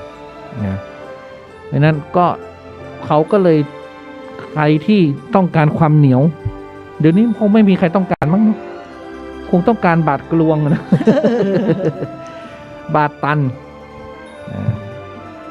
หรือว่าถ้าเป็นสำริดเนี่ยเขาจะเรียกว่าบาทเนื้อขันลงหินเจอของแท้ที่ไหนเก็บไว้ไม่มีเสียเลือดเสียเนื้อแน่นอนเป็นเครื่องรางระดับตำนานเลยนะถ้าเราดูเนี่ยมันก็เขาก็ตีขึ้นมาเนาะตีขึ้นมามันก็คงจะตันแหละเพราะมันเป็นทึบเลยอะแล้วก็บางทีเนี่ยบาทตันนี่นะเขาก็เอาไปพอมันเป็นความเชื่อด้านคงกระพันเนี่ยเขาก็เอาไปใส่ในขันครูก็มีให้ขันครูเรานี่ฟันแทงไม่เข้าขันครูเขาจะ คงกระพัน ทำไมอะ เอาเราขี้เกียจพวกเราก็ใส่ขันครูไปไงเพราะว่าในสมัยก่อนเนี่ยคนล้านนาหรืออะไรเนี่ยเขาต้องออกรบไงเนาะออกรบออกอะไรต่างๆไม่เหมือนคนสมัยนี้เนาะคนสมัยนี้เขาไม่ต้องการบาทตันแล้วเขาต้องการบาทกวง เพราะว่ามีคนเขาบอกว่าเขาเคยใช้แล้วก็ตันเป็นคงกระพันจริงๆแต่เรื่องทำมาหากินนี่ตรงกันข้ามเลยนะใช้ไม่ได้เลยมันต้องเก่ากว่าเชียงใหม่เพราะว่าเชียงแสนเนี่ยเขาเก่ากว่าเชียงใหม่จะพบในกลุ่มนี่เราต้องไปเชียงแสนใช่ไหมเราต้องไปหาในกลุ่ม เอามาตันทำไมอ่ะ เราก็พกโชคลาภไปสิแล้วอันนี้เราก็เอาไว้แบบว่าตันด้วย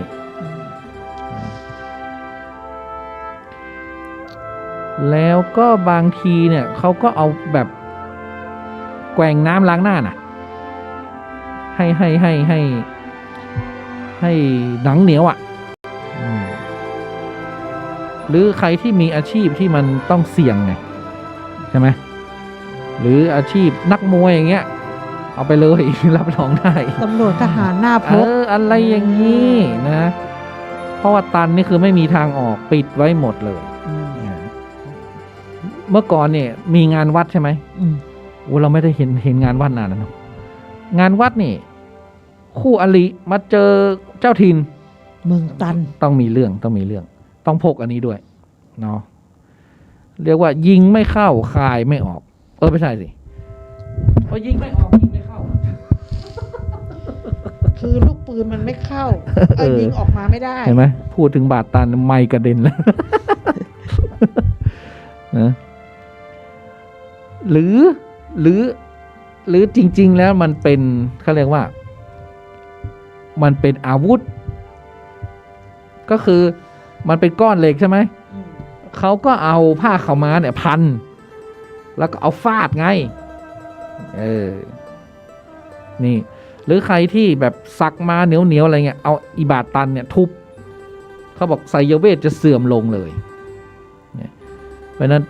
เขาเป็นเครื่องรางที่คู่กายของชายแมนอะชายชาตรีนักเลงแล้วก็หาครอบครองยากนะเพราะว่าเขาก็จะให้กันต่อลูกต่อหลานเข้ามานะเพราะฉะนั้นของแท้จะหายากนี่มีลักษณะอย่างนี้ก็มีนี่เป็นลูกบาศก์เลยก็มีแต่ว่าตันเป็นสี่เป็นหกเหลี่ยมแปดเหลี่ยมก็มีมีรูก็มีนะมีรูก็มีอย่างนี้เธอว่าเขาให้เช่าเท่าไหร่เนี่ย3999นะมันก็เป็นของเก่าอ่ะมันจะไม่มีของแท้นะสิตุมันก็ต้องนะนี่บาทตันบาทตันหรือเขาเรียกว่าเป๊กหรือแหง่งเนี่ยเป็นของขามของคงของเข้มขังของล้านนาการสาตาวุธทุกชนิดยามแบบที่เธอต้องการมีเรื่องน่ะเธอกำไปเลยมันจะไม่ทำอะไรเราไม่ได้แน่นอนแต่อย่างเรานี่ไม่ต้องกำอะไรเราไปตัวเปล่าก็ไม่เป็นไรอยู่แล้ว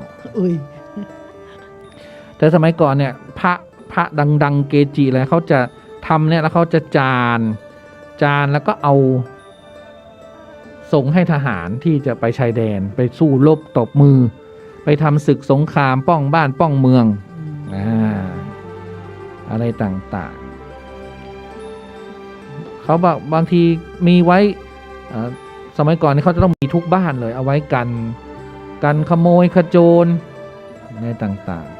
ๆเพราะนั้นบาทตันนี่ก็มีพุทธคุณทางเหนียวข้ามไม่ฉันก็เพิ่งเคยเห็นนี่ไง ไม่ใช่ถ้าเราไปเจออีกหน่อยเราจะได้รู้ไงอันนั้นเหมือนโป่งขามใช่ไหมอีกหน่อยเราจะได้เปิ้ลว่านี่ดีและอันนั้นเหมือนกับที่เราเล่นหมากโฮสอ่ะขุนเป็นเบี้ยเบี้ยอะไรต่างๆเป็นเบี้ยเป็นเรืออันนั้นโป่งขามเนี่ยก็คือมันมีหลายลักษณะมีไว้ดีนี่คงพกจนแบบนี้เงาวับเลยอ่ะเขาก็คงเข้มขังจริงๆนะแต่ไปหาหมอให้หมอฉีดยาอย่าพกไปไม่ได้นะอย่าพกไปอย่าพกไปก็เห็นแฟนคลับคุณเลียวเขาบอกว่าวันนั้นผมพกไปเห็นหมอยังแทงเข้าอยู่ฉันฟังอยู่วันนั้นเหรอบอกพกไปหมอก็ยังแทงเข้าอยู่ครับอยากลองไงไม่ได้นะพระนี่ห้ามลองต้องแบบเผลอถ้าเผลอเนี่ยได้แต่ถ้าตั้งใจไงไม่ได้เคยเมื่อก่อนนี้น้องสาวอ่ะไม่รู้ห้อยอะไรอ่ะแล้วแทงไม่เข้ากี่เข็มก็แทงไม่เข้าเข็มงอหมดจนพยาบาลบอกว่าให้ถอดออกซะพอถอดออกปุ๊บก็แทงเข้าพยาบาลเขาเจอเยอะนะเขาก็เลยเฉยๆเขาก็เลยมันหาคำตอบไม่ได้นะทำไมมันแทงไม่เข้าจำไม่ได้ว่าเขาห้อยอะไรเขาโดนฉีดยาตอนนั้นที่เป็นนั่นผมร่วงหมดนี่ไงเขาบอกฉีดตั้งหลายเข็มแล้วเข็มงอหมดเลยอะหมอจนพยาบาลบอกว่านี่อันนี้อีกลักษณะหนึ่งอันนี้เขาเรียกว่าเป๊กปันจันเลยนะนี่เป๊กปันจันนี่ดูสิมีหลายขนาดหลายอย่างอันนี้มันต้องคนที่แบบว่าตระกูลแบบโบราณเนาะตระกูลแบบว่าสืบกันมาล้านนาแบบดั้งเดิมอะไรเงี้ยคือเป๊กนี่มี12อย่างนะมีเป๊กผลแยงเป๊กใจเล็กเป๊กหักกล้วยเป๊กปันจันเป๊กหน้าทั่งเป๊กหมักเยาเป๊กน้ำคำเป๊กขุมน้ำคำเป๊กคล้ายหมากผีแปง เป๊กม้าน้ำเป๊กมุกดา เป๊กแมงเนียงงำหลัง มี12 เป๊ก เป๊กก็คือนี่แหละบาทตันนี่แหละเพชรเป๊กก็คือเพชรนี่แหละเพชรหรือเป๊กเนี่ยหรือบางคนก็เรียกว่าแย่งก็ได้จบเที่ยงครึ่งพอดีนะ เพราะว่าเรื่องร้อนวันนี้เป็นเรื่องร้อนที่ค่อนข้างยาว สั้น เพราะนั้นต้องให้คุณรอเขารีบเล่า เพราะว่าจะต้องใช้เวลานาน สั้น ถ้ายาวนี้หลับค่ะ เล่าแล้วหลับ ก็ไปรับชมรับฟังกันได้ณ บัดนี้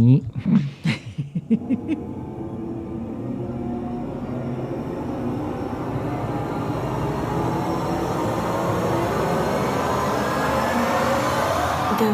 Hian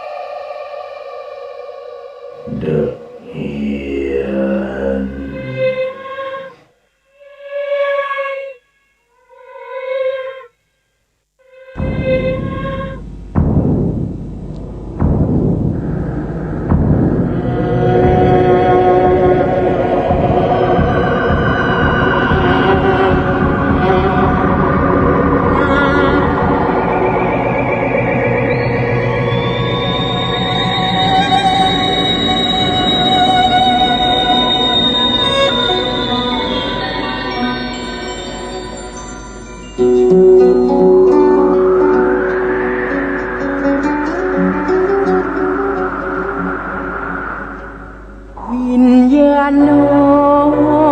ทรมานกายแดงชานกงจักลาน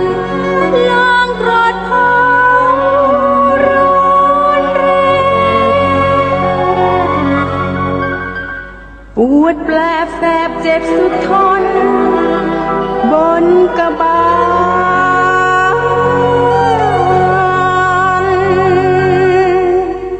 จิตโหยหารักเคยปองกายโหยหิววิววิตร้องสูบเลือดดูดนองแห่งกายวินวายตายเกิดเป็นเปร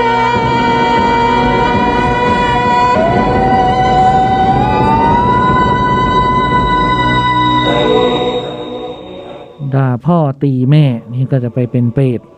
ตอย่างหนึ่งนะ ใช่ คือเปรตมันมีหลายชนิดนะมันทำกรรมไว้หลายอย่าง บางคนก็โกงบ้านโกงเมืองบางคนก็ลักครัววัดของไหน มันมีหลายอย่างเปรต ไม่ได้มีแต่ตีพ่อด่าแม่นะมันมีหลายอย่าง พูดถึงรักครัววัด บางคนนี่นะ เธอเอามาคืนนะ มาเอาของที่วัดไปอย่างวันเนี้ย มาเอาของที่วัดไป ใครอะ คือก็ไม่ได้ว่านะ แต่น่าจะเอิ้นหรือขอหรือตู้ขอไอ้นี่หน่อยเนอะปี้ขอเนาะไม่ใช่อยู่ๆก็มาแบบ ใครอะ ไป ที่วัดที่ธรรมสถานเหรอ ธรรมสถานเนี่ยแหละ อ๋อ คือคิดว่าทุกปีกูเคยเอาอ่ะ ม กูก็ต้องมาเอา นอก็เลยต้องเป็นผู้จัดการดูแล คือไม่เห็นด้วยตาพี่แป๊วก็เห็นว่าเอาไปแล้วกำลังเอาไปแล้ว ม ถ้าเจอละออเจอก็จะบอกว่าเอาไม่ว่าหรอก แต่คนที่ธรรมสถานก็ไม่ใช่หัวหลักหัวตอเนาะบอกกันนิดนึงก็ได้ ว่า ขออันนี้ไปกินเนอะเนี่ย มันก็ไม่ใช่หรอเหมือนละออปลูกมะละกอไว้อะเรากำลังเก็บมะละกอ ชาวบ้านก็มาเอิ้นว่า เก็บได้หยังมันยังบ่สุก โอ้ เอาก็ปลูกเองอ่ะ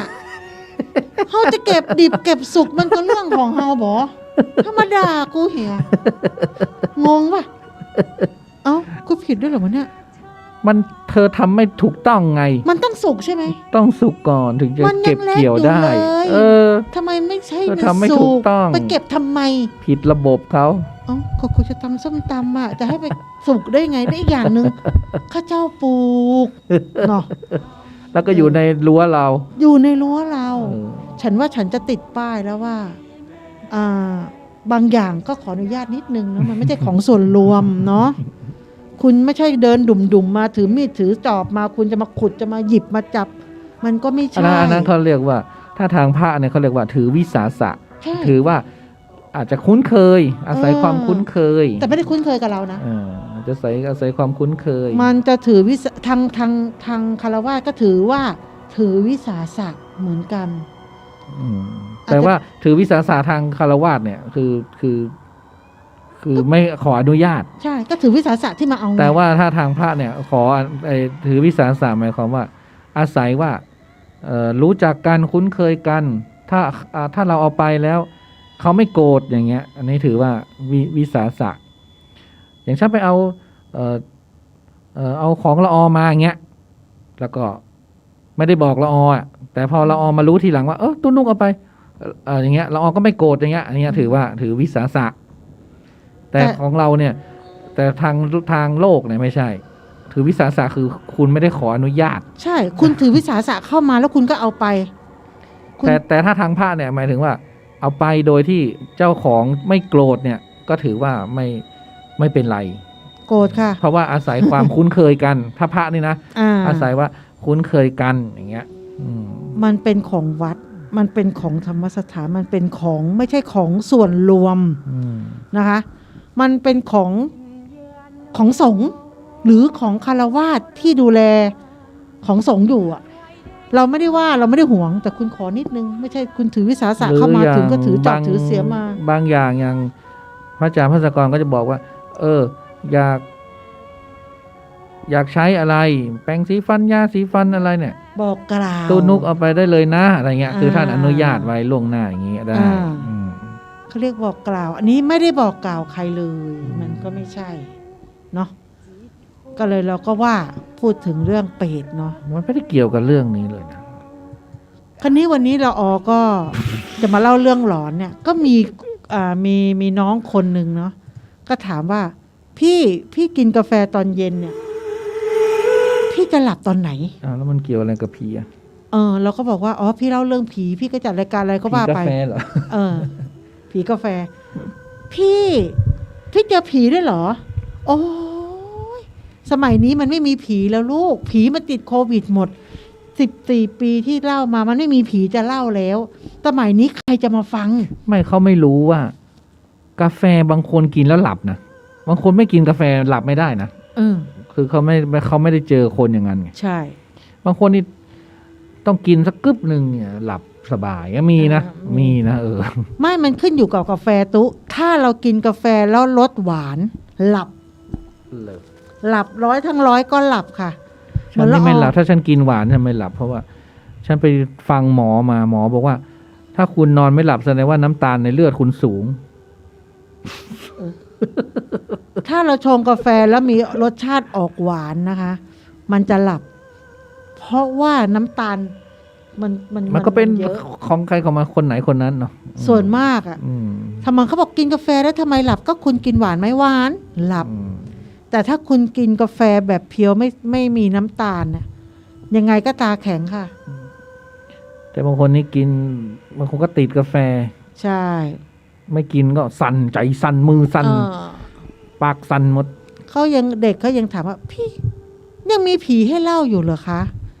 แล้วเขาเจอไหม เขาไม่เจอแต่เขาชอบฟังเขาบอกว่าเดี๋ยวนี้มันก็จะเมคขึ้นมาใช่ผีอ่ะ เธอเมคใส่ท่านผู้ฟังเธอต้องเอาเรื่องจริงมาเล่าสิ เราก็เอาเรื่องจริงจากคนอื่นเล่าให้เราฟัง เขาก็ถามว่าพี่เคยเจอไหมเคยเจอเมื่ออดีต ใครจะมาเจอผีทุกวี่ทุกวันจริงไหมคะเราก็ไม่อยากจะเจอกับเขาอยู่แล้ว ซึ่งมันอยู่คนละภพคนละโลก แล้วช่วงนี้บรรยากาศประเทศไทยเนี่ยมันร้ายแรงกว่าผีนะ ใช่ ถ้าเกิดฝันเนี่ยเราฝันนะอย่างช่วงก่อนเนี่ยก่อนที่จะมีอะไรนะที่เขาบอกว่าวันเปิดโลกอ่ะคุณเลียวเขาบอกว่าเปิดโลกเขาเปิดทุกวันนั่นแหละหลังๆคุณเลียวเขาก็ไม่ได้เล่าเรื่องผีนะเขาก็ตอบคำถามอะไรของเขาไปเขาก็บอกว่า เปิดโลกมันเปิดทุกวันบังเอิญละออก็ไปฝันเห็นพระอาจารย์ไง ว่ามาที่ห้องสมุด อือฮึ วันนั้นตู้นุกก็เลยจัดการทำห้องสมุดซะอย่างดีเลย ช่วยกันจัดทำรุ่งขึ้นอีกวัน เราก็ไม่ได้คิดเยอะคิดมากคิดมายนะตุ๊ ทำไมฝันอีกแล้วเหรอ ฝันว่าพระอาจารย์น่ะ มาบอกว่าขอบใจนะ ไม่ มะพร้าวอ่ะมะพร้าวอ่ะ เย็นๆอ่ะ1 ลูก อ๋อพี่บีไงพี่บีเอามะ แต่ พร้า ละ ว อ มาถ อ วา ไป ย ฝันว่ามันมีพายุลมแรงมากละออต้องวิ่งผ่าสายฝนพายุลมเพื่อจะไปหามะพร้าวมาให้พระอาจารย์ อืม แล้วเราก็มองไว้ว่า เราต้องไปไกล แส ถึง ดงว่าพระอาจารย์ชอบมะพร้าวมากๆเลยนั่นเนี่ย เออ ไปพี่บีคนหนึ่งแล้วก็ละออคนหนึ่ง เราไม่ได้ เธอ คิด ต้องซื้อมะพร้าวมานั่นเนี่ย ใช่ ก็คือ1 ลูกละออก็ผ่าพายุลมไปนะไม่ถึงร้านมะพร้าวอ่ะตุ๊เพราะพายุมันต้าเราแรง ก็ห มาก มายความว่าถ้าเธอเอาน้ำมะพร้าวมาถวายได้เนี่ย ชีวิตเธออาจจะแบบหลุดพ้นไปเลยเนาะ นั่นนะ แต่ทีนี้มันอุปสรรคมันมากมายขัดขวางเธอไง เธอก็เลยไม่ได้เอามะพร้าวมาสักที แต่เราใจเรานะมุ่งมั่นว่าร้านเนี้ยมันมีมะพร้าวคราวนี้เราต้องผ่าฟันไปให้ได้ อืม พระอาจารย์ก็อยู่ข้างบน เราก็บอกว่าหันมาบอกพระอาจารย์พระอาจารย์อยู่บนวัดนะ อาจารย์รอหน่อยนะ ใช่ พระอาจารย์หนูจะไปเอามาให้ได้ เราก็จะผ่าไปให้ พระ ได้ อาจารย์ไม่อยู่ธรรมสถานแล้วมีบางคนก็ฝันบอกว่าพระอาจารย์อยู่ธรรมสถาน แต่วันที่เราออฝันเนี่ยคืออยู่บนวัด แสดงว่าเธอต้องเอาน้ำมะพร้าวมาถวายครูบาไฝหินด้วย อ๋อเหรอ เอาก็เป็นอยู่บนวัดไง เออก็ไปให้ที่ไหนอ่ะ ก็ได้รูปปั้นครูบาอยู่หลังนี่เราเนี่ อ๋ ย อแต่พระอาจารย์ต้องได้ ก็ต้องถวายพระอาจารย์ด้วย ถวายครูบาไฝหินด้วย อืม เผื่อเธอจะโอ้โห อุปสรรคที่มัน หม แบ ด บ หนี้หมดสินนะ พายุเหมือนเรากำลัง อาจจะร่ำรวย ฝ่าฟันไป ถูก น่ะ หวยรางวัลที่ 1ขึ้นมาเนาะ ใช่ไหมแล้วเราออกไปคนเดียวด้วยนะเดินมุ่งหน้าไปฉันต้องไป โอ้ถ้าเธอถูกรางวัลที่ 1นะรับรองน้ำมะพร้าวเต็มธรรมสถานนะ รับรองเลยเป็นกุลุดอะปลูกต้น เป็น มะพร้าว ลำรถเลย ไม่ นะ มีเหรอ บอกละออถวายน้ำมะพร้าวแล้วถูกหวยนะไม่ พอเดี๋ยว ไม่หลื เอามะพร้าวคว้านไปถวายนั่นไอ้วันบอกแล้วนั่น อืมไม่เหลือแน่ พระอาจารย์เอามะพร้าวเป็นลูก ไม่ใช่ เพ ค ราะ ว้า ว่าน ก่อนนั้นพี่บีเนี่ยเขาฝันแล้ว พี่บี ใช่ เขาเอามะพร้าวกับขนม ซึ่งขนมหวานในยพระอาจารย์ชอบมาก ใช่ อาจารย์ชอบกินขนม แต่ฝันให้มะพร้าวงงมาก แต่ ต้อง ตอน มี อยู่ ปลืกะ เนี่ย ตอนอยู่จริง ๆ เนี่ย ไม่ค่อยเห็นพระอาจารย์จะฉันน้ำมะพร้าวนะ เออ ส่วนมากจะฉันน้ำสไปร์ ไม่ ใส่มะนาว คิดอย่างนี้ พระอาจารย์อยู่คนละภพกับเรา ท่านต้องฉันน้ำบริสุทธิ์ ไม่ก็พี่บีก็วิเคราะห์ว่า น้ำมะพร้าวเนี่ยก็คงจะเป็นของเทพอ่ะ เป็นของสวรรค์อ่ะ ก็นั่นมัน ตอน บ นี้ ริสุทธิ์ไง พระอาจารย์คงจะอยู่ในสวรรค์ ใช่ก็เพ ชั้ ราะ นใดชั้นหนึ่ง เพราะว่าน้ำมะพร้าวเนี่ยมันเป็นน้ำบริสุทธิ์ไงตุ๊ แล้วคงจะคอแห้งก็คือคงจะไปเทศที่บนสวรรค์ คงจะคอแห้ง เดี๋ยวเหมามะพร้าวมาซักถุงใหญ่ คงจะ เพราะว่าก็หลายคนก็บอกนะหรือคุณเลียวเขาบอกว่า จริงๆพระอาจารย์จะยังไม่ถึงคาด ไม่ถึงอายุไข อืม จริงๆท่านจะอยู่ได้นานกว่านี้ แต่ทีเนี้ย1ท่านทำงานหนักอะไรต่างๆเนาะแล้วท่านเป็นโรคหัวใจที่ท่านไม่รู้ตัว ใช่ 2คือท่านเทศแต่เรื่องแบบว่าให้คนหลุดพ้นอ่ะ อืม ท่านเทศนิพพานทุกวันเนี่ย ก็เลยว่า เจ้ากรรมนายเวรมารแล้วมันคือมันไม่อยากให้พูด อ่า ตรงนู้นคิดอย่างนี้วิเคราะห์อย่างนี้ แล้วทีนี้ท่านก็เลยสวรรค์ก็เลยนิมนต์ท่านไปทำหน้าที่ต่อข้างบนสวรรค์ ซึ่งบนสวรรค์อ่ะมันเสวยแต่ความสุข ใช่ มันไม่ต้องมาแบกเจ้ากรรมนายเวรใครมันไม่ต้องอะไรต่าง ๆ เนี่ย อ่า ทีนี้ก็คงจะคอแห้งเลยไง อันนั้นวัน ส่วนวันจะเหมาไป แต่ แต่ พี่ พระ ฝั อาน จารย์ชอบฉันน้ำเปล่าเนี่ย เออ พระอาจารย์ พี่ฝัน จะ ที่ต้องมา ฉัน ถ ตลอ วา ด ย แต่ไม่ได้นึกอะไรนะอยู่ๆก็ฝันอะเช้ามืดยังไปไม่ถึงเลยก็สะดุ้งตื่น แล้วก็มานั่งคิด ฉันคิดไปเองแล้วก็ไม่ได้คิดไม่ได้เกี่ยวกับเรา พระอาจารย์ชอบฉันน้ำเปล่าท่านบอกว่าอย่างถ้าท่านเข้าห้องเนี่ยนะท่านจะเอาน้ำขึ้นไปด้วย อย่างถ้ามาบนวัดเนี่ยท่านเอาน้ำมาด้วย2 ขวด แล้วท่านก็บอกว่า ผมกินน้ำเยอะ ผมฉี่บ่อย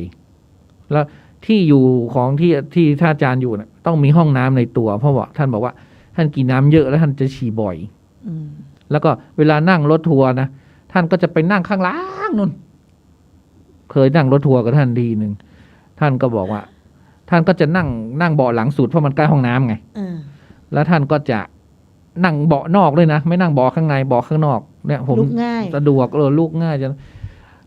แล้วมันนั่งข้างหลังนะมันเวลาญาติโยมค่อยๆมาห้องน้ำมันเขาสะดุ้งไงกำลังสาวเก้าอี้มา พอมาถึงเก้าอี้ตู้เจ้าเนี่ยสะดุ้งเนี่ยก็มีหรือเข้าห้องน้ำทีเขาก็ว่าอีกทีนึงเขาเข้าไปทำธุระเสร็จเขาออกมาก็ว่าอีก เขา ที ก็ว่าอีกที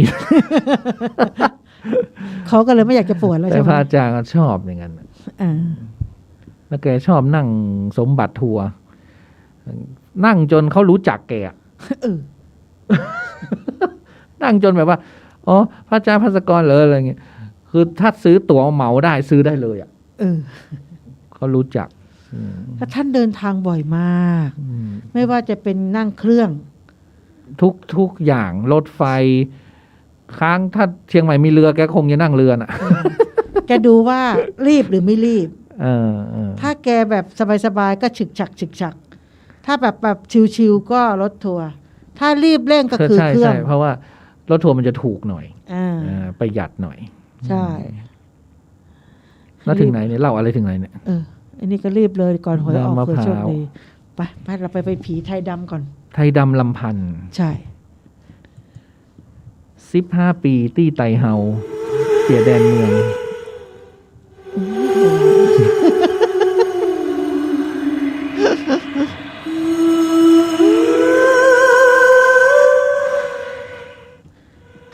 เรื่องนี้ก็เกิดขึ้นเมื่อปี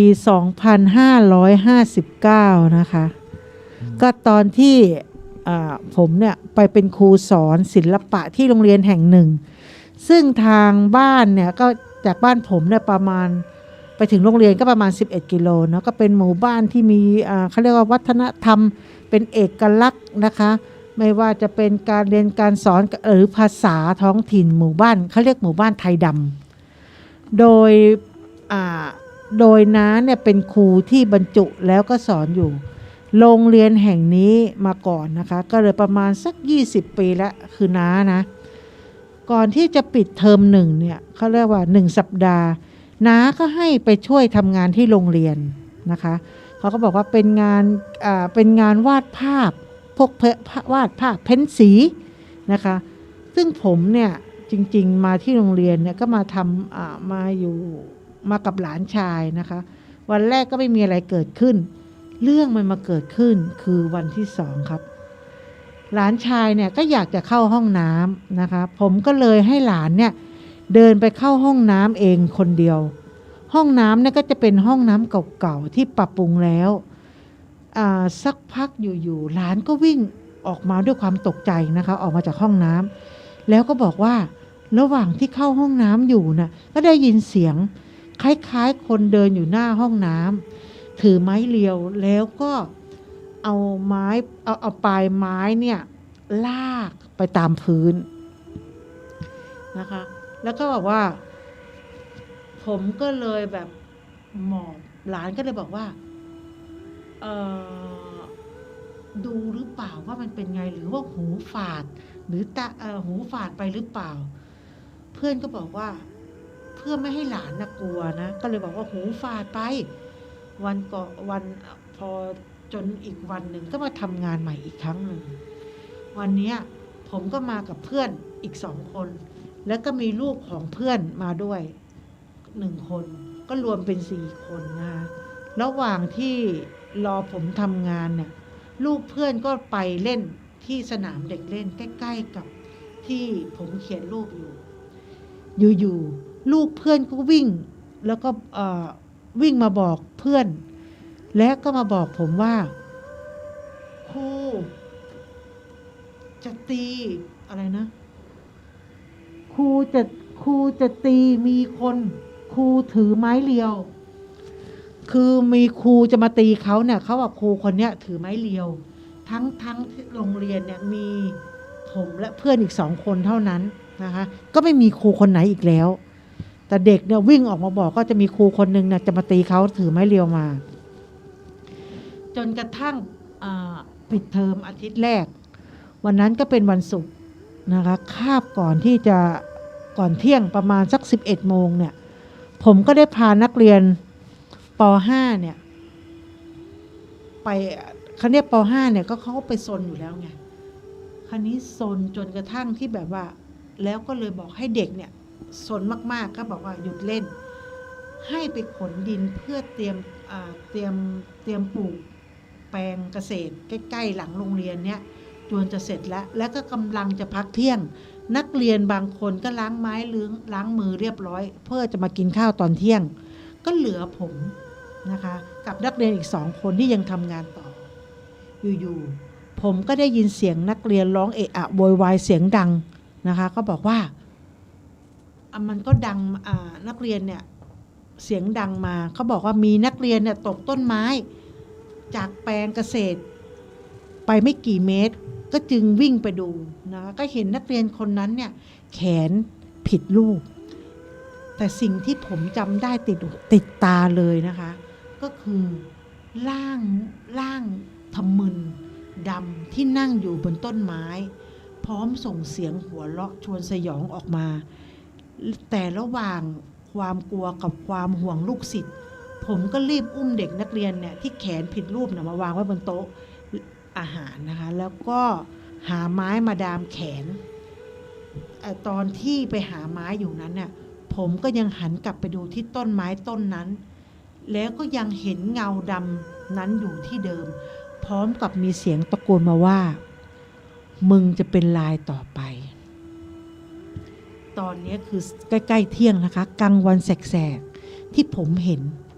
ในที่สุดรถกู้ภัยก็มาถึงแล้วก็รับนักเรียนคนที่แขนหักเนี่ยไปโรงพยาบาลผมยังจำภาพนั้นได้ติดตาไม่เคยลืมจนผมเนี่ยอดที่จะอยากรู้ไม่ไหวก็จึงนำเรื่องเนี้ยไปถามแล้วก็ไปเล่าให้น้าและแม่ครัวฟังและก็ได้ฟังความจริงจากปากทั้งสองมาว่าสิ่งที่ปกปักรักษาบ้านทั้งสองชาวบ้านทั้งหมู่บ้านน่ะก็คือต้นไม้ใหญ่หลังโรงเรียนต้นนี้นี่แหละนะคะดีนะที่ยังไม่ได้เกิดอะไรกับตัวผมชาวบ้านบอกว่าไอ้ดำเขาจะเอาชีวิตเลยนะถ้าไปทำอะไรไม่ดีแต่ก็คือแค่ได้ยินผมก็ขนหัวลุกแล้วชาวบ้านก็บอกว่าไอ้ดำนี่ก็คือไอ้ทะมึมที่มาอยู่ที่ต้นไม้หลังจากวันนั้นแม่ครัวแล้วก็พานโรงของโรงเรียนเนี่ยแล้วก็เป็นชาวบ้านน่ะเขาก็เล่าต่อกันนะคะก็พูดต่อกันไปคราวนี้ชาวบ้านก็เลยไปนำเหล้าแล้วก็ไปทำพิธีไหว้เจ้าที่เจ้าทางแล้วก็ขอขมาขอขมาลาโทษกับท่านว่าอันเนี้ยเป็นลูกเป็นหลานก็มาขออาศัยนะคะขอให้อย่าได้ทำร้ายเขาเลยขอให้ปกปักรักษาเขาไม่ได้มาลบหลู่หรืออะไรก็แล้วแต่ก็ขอเข้ามาด้วยนะเด็กมันไม่รู้อะไรทำนองนี้ส่วนตัวผมก็ไม่ได้ไปทำนะคะเพราะเป็นคนไม่ได้กลัวอะไรอยู่แล้วก็ไม่ได้ลบหลู่แต่ก็เชื่อในสิ่งที่เห็นแต่ผมก็เชื่อในสายตาที่ผมเห็นแล้วก็เชื่อในสิ่งที่มองไม่เห็นแต่ก็ไม่ได้ไปขอเข้ามาผมก็เลยถามน้าพาลุงว่าอยู่โรงเรียนนี้มาตั้งนานเคยเจอบ้างไหมไม่กลัวหรอแกก็บอกว่าก็เจออยู่บ้างก็กลัวแหละแต่ในบ้านพักเนี่ยก็มีพระองค์ใหญ่อยู่ที่หัวนอนก็เลยปกปักคุ้มครองอยู่หลังจากเหตุการณ์นั้นนะคะผมก็เจอเป็นประจำเจอจนชินคนเดินผ่านทะลุกระจกบ้างเห็นใส่ชุดสีกากีมายืนอยู่ข้างอาคารบ้างน้าก็เล่าให้ฟังว่าอีกอย่างหนึ่งนะตรงนั้นเราไม่ควรไปลบอยู่ไม่ควรไปลบหลู่นะคะเขาบอกว่าตรงไหนที่ไม่ควรอยู่ตรงไหนที่ควรที่จะหลีกเลี่ยงไปซะนะคะเขาบอกว่าเพราะชาวบ้านนับถือผีทั้งหมู่บ้านเขาจะมีพิธีแบบนี้คือเลี้ยงผีพอมีคนตายก็จะไม่เผาแต่จะนำร่างไปฝังในป่านะคะเขาก็ทางเข้าหมู่บ้านนั่นแหละ ยามเช้าบางวันก็จะมีขบวนแห่เขาก็จะแห่คือคนที่เสียชีวิตช่วงที่ผมจะพานักเรียนเข้าไปแถวนั้นพอดีก็จะเจอก็จนชินไปแล้วนะบอกคนเสียชีวิตก็จะแห่แล้วก็ไปเผาไปฝังนะคะตรงไหนที่ควรอยู่ตรงไหนที่ไม่ควรเห็นหรือตรงไหนที่เขาอยู่ตรงนั้นเราก็หลีกเลี่ยงไปซะนะเขาบอกว่าชาวบ้านเนี่ยเป็นคนที่นับถือผีอยู่แล้วส่วนที่เขาบอกว่าใส่ชุดสีกากีที่คุณเห็นนั่นก็คือครูที่เสียชีวิตในโรงเรียนนี้แกก็ชอบวาดรูปเหมือนกันนั่นแหละเป็นคนที่ชอบศิลปะนะคะก็เหมือนกับผมนี่แหละหลายคนที่เจอแรกๆก็จับไข้หัวโขนไปแต่เพราะว่าความเคยชินพระครูเขาเรียกว่าพระครูประจำหมู่บ้านเนี่ยเขาเรียกว่าต้องมารดน้ำมนต์นะคะให้อยู่เป็นประจำก็เลยบอกว่าเขาเห็นกันจนแบบเคยชินคนในหมู่บ้านเขาเห็นเนี่ยถ้าคนไหนเข้ามาเป็นคนนอกหมู่บ้านเนี่ยพอมาเจอก็จับไข้หัวโกนก็ต้องพระนิมนต์พระมาสวดเขาเรียกว่ามาสวดหรือมารดน้ำมนต์เพื่อให้หายนะคะส่วนนักเรียนคนที่ตกต้นไม้แขนหักเนี่ยก่อนหน้าที่ผมจะมาสอนเนี่ยเขาก็ได้เอาไม้ไปทุบแขนพระพุทธรูปที่อยู่ใกล้ๆตรงที่แปลงเกษตรที่เขากำลังก่อสร้างอยู่ตรงนั้นพอดีที่ตรงหน้าโรงเรียนเขาก็จะมีพระพุทธรูปอยู่เด็กคนนี้ก็ไปทุบพระพุทธรูปจนแขนหักสรุปก็คือสิ่งนี้ไม่ควรทำนะคะผีที่ตะคุ่มเขาก็ไม่พอใจเขาบอกว่าเป็นผีที่ปกปักรักษาเป็นผีที่ดูแลในหมู่บ้านนี้เขาบอกว่าปลอยากไปพิสูจน์ความเป็นวัฒนธรรมที่บ้านโบราณได้นะครับแต่ไม่แนะนำให้ไปพิสูจน์เรื่องอื่นที่อยู่หมู่บ้านไทยดำเนี่ยก็เป็นบ้านป่าหนาดนะคะตำบลเขาแก้วอำเภอเชียงคานจังหวัดเลยอันนี้ที่เขาเล่ามาคือถ้าพูดถึงแบบเนี้ยที่เขานับถือผีละออเนี่ยไปตามดอยไปตามดอยเนี่ยเราก็จะไปเจออย่างเงี้ยมากมายทุกบ้านนะเขาจะฝังเอาไว้ตามหมู่บ้านเขาก็จะมีธงละออไม่รู้เคยไปฉี่อยู่ข้างๆอ่ะแต่เราฉี่ทุกครั้งเนี่ยเราเข้าป่าเนาะเราก็จะยกมือไหว้ขอขมาขอนู่นนี่นั่นเขาบอกเห็นอะไรอย่าไปพูดเห็นอะไรมาทำเราไปจังหวะที่มีประเพณีที่เขาจะต้องมาไหว้ผีประจำหมู่บ้านอ่ะเราก็แปลกใจว่าทำไมเขานั่งรถไปแล้วเข้าไปในป่าแล้วก็จะไปตรงนั้นตรงนี้ก็จะมีผู้รู้เขาบอกว่าอันนี้คือศพชาวบ้านที่เขามาฝังเอาไว้ตามทางทางเข้าหมู่บ้านเราก็อุยตายแล้วไม่ใช่ผีที่ไหนหรอกผีในหมู่บ้านผีหมู่บ้านเราใช่อาจจะเป็นญาติพี่น้องกันอย่างนั้นเนาะใช่ตอนที่ไปนั้นละออไม่ได้ไปเนี่ยไปที่แม่น้ำอะไรอะที่กั้นพม่าสารวินไปดิเหรอที่ว่านั่งไปฝั่งพม่านะที่ไปกองร้อยนั้นกองร้อยนี่นะไม่ได้ไปนั่งเรือไปเลยใช่ป่ะนั่งเรือเราออกไม่ไปนั่งเรือแต่ไปสารวินเนี่ยไปที่ไปโรงพักโบราณอ๋อไปสิโรงพักเก่าอันนั้นคือเสาหินก็ที่ไปโรงพักเก่าสารวินนั่นแหละใช่ไปอันนั้นก็มันก็จะเป็นนั่นแหละทำไมตอนนี้เราไม่ไปอีกอ่ะเราไม่มีรถเขามันรถเจ้าของรถเขาไม่ไปมันไกลมากนะตู้เสาหินเอาแม่ไปเปลี่ยน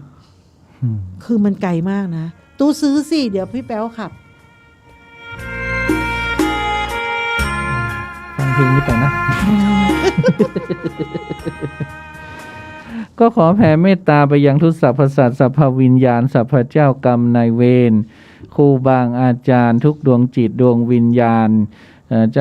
จ้าหนี้เจ้าศีลก็ดีพร้อมทั้งที่เราได้หยิบยกเอ่ยอ้างท่านขึ้นมาในรายการก็ดีก็ขอให้ท่านทั้งหลายจงได้รับกุศลผลบุญที่เราได้แผ่เมตตาไปให้ท่านนี้ขอให้ท่านจงมีความสุขมีความเจริญขอให้ท่านปราศจากความทุกข์ขอให้ท่านอย่าได้จองกรรมจองเวรเบียดเบียนซึ่งกันและกันเลยไปสู่ภพภูมิที่ดี อโหสิกรรมและกันเทินสำหรับค่ำคืนนี้ก็นำรายการจากท่านผู้ฟังไปก่อนพรุ่งนี้คุณละออาจจะไปดอยไม่ใช่เหรอ ไม่มีคำตอบค่ะ ไปเถอะ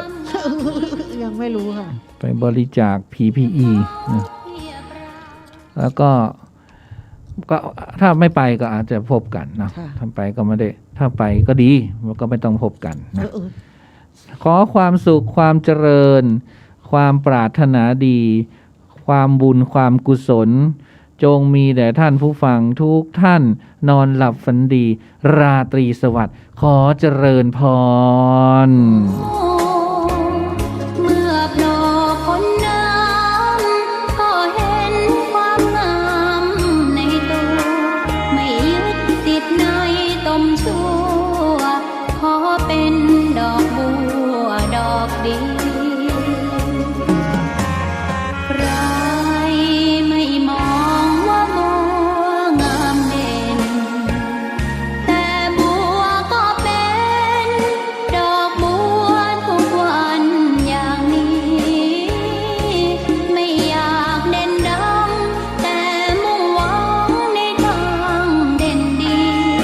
เกิดมาเพื่อสร้างบารมีถวายชีพนี้บูชา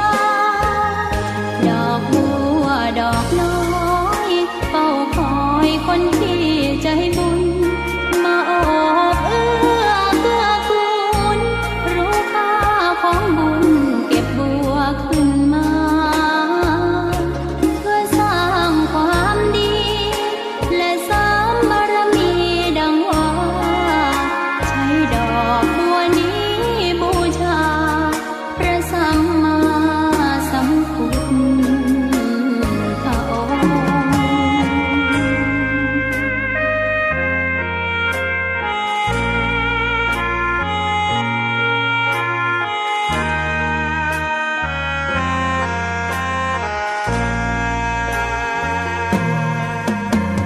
ใคร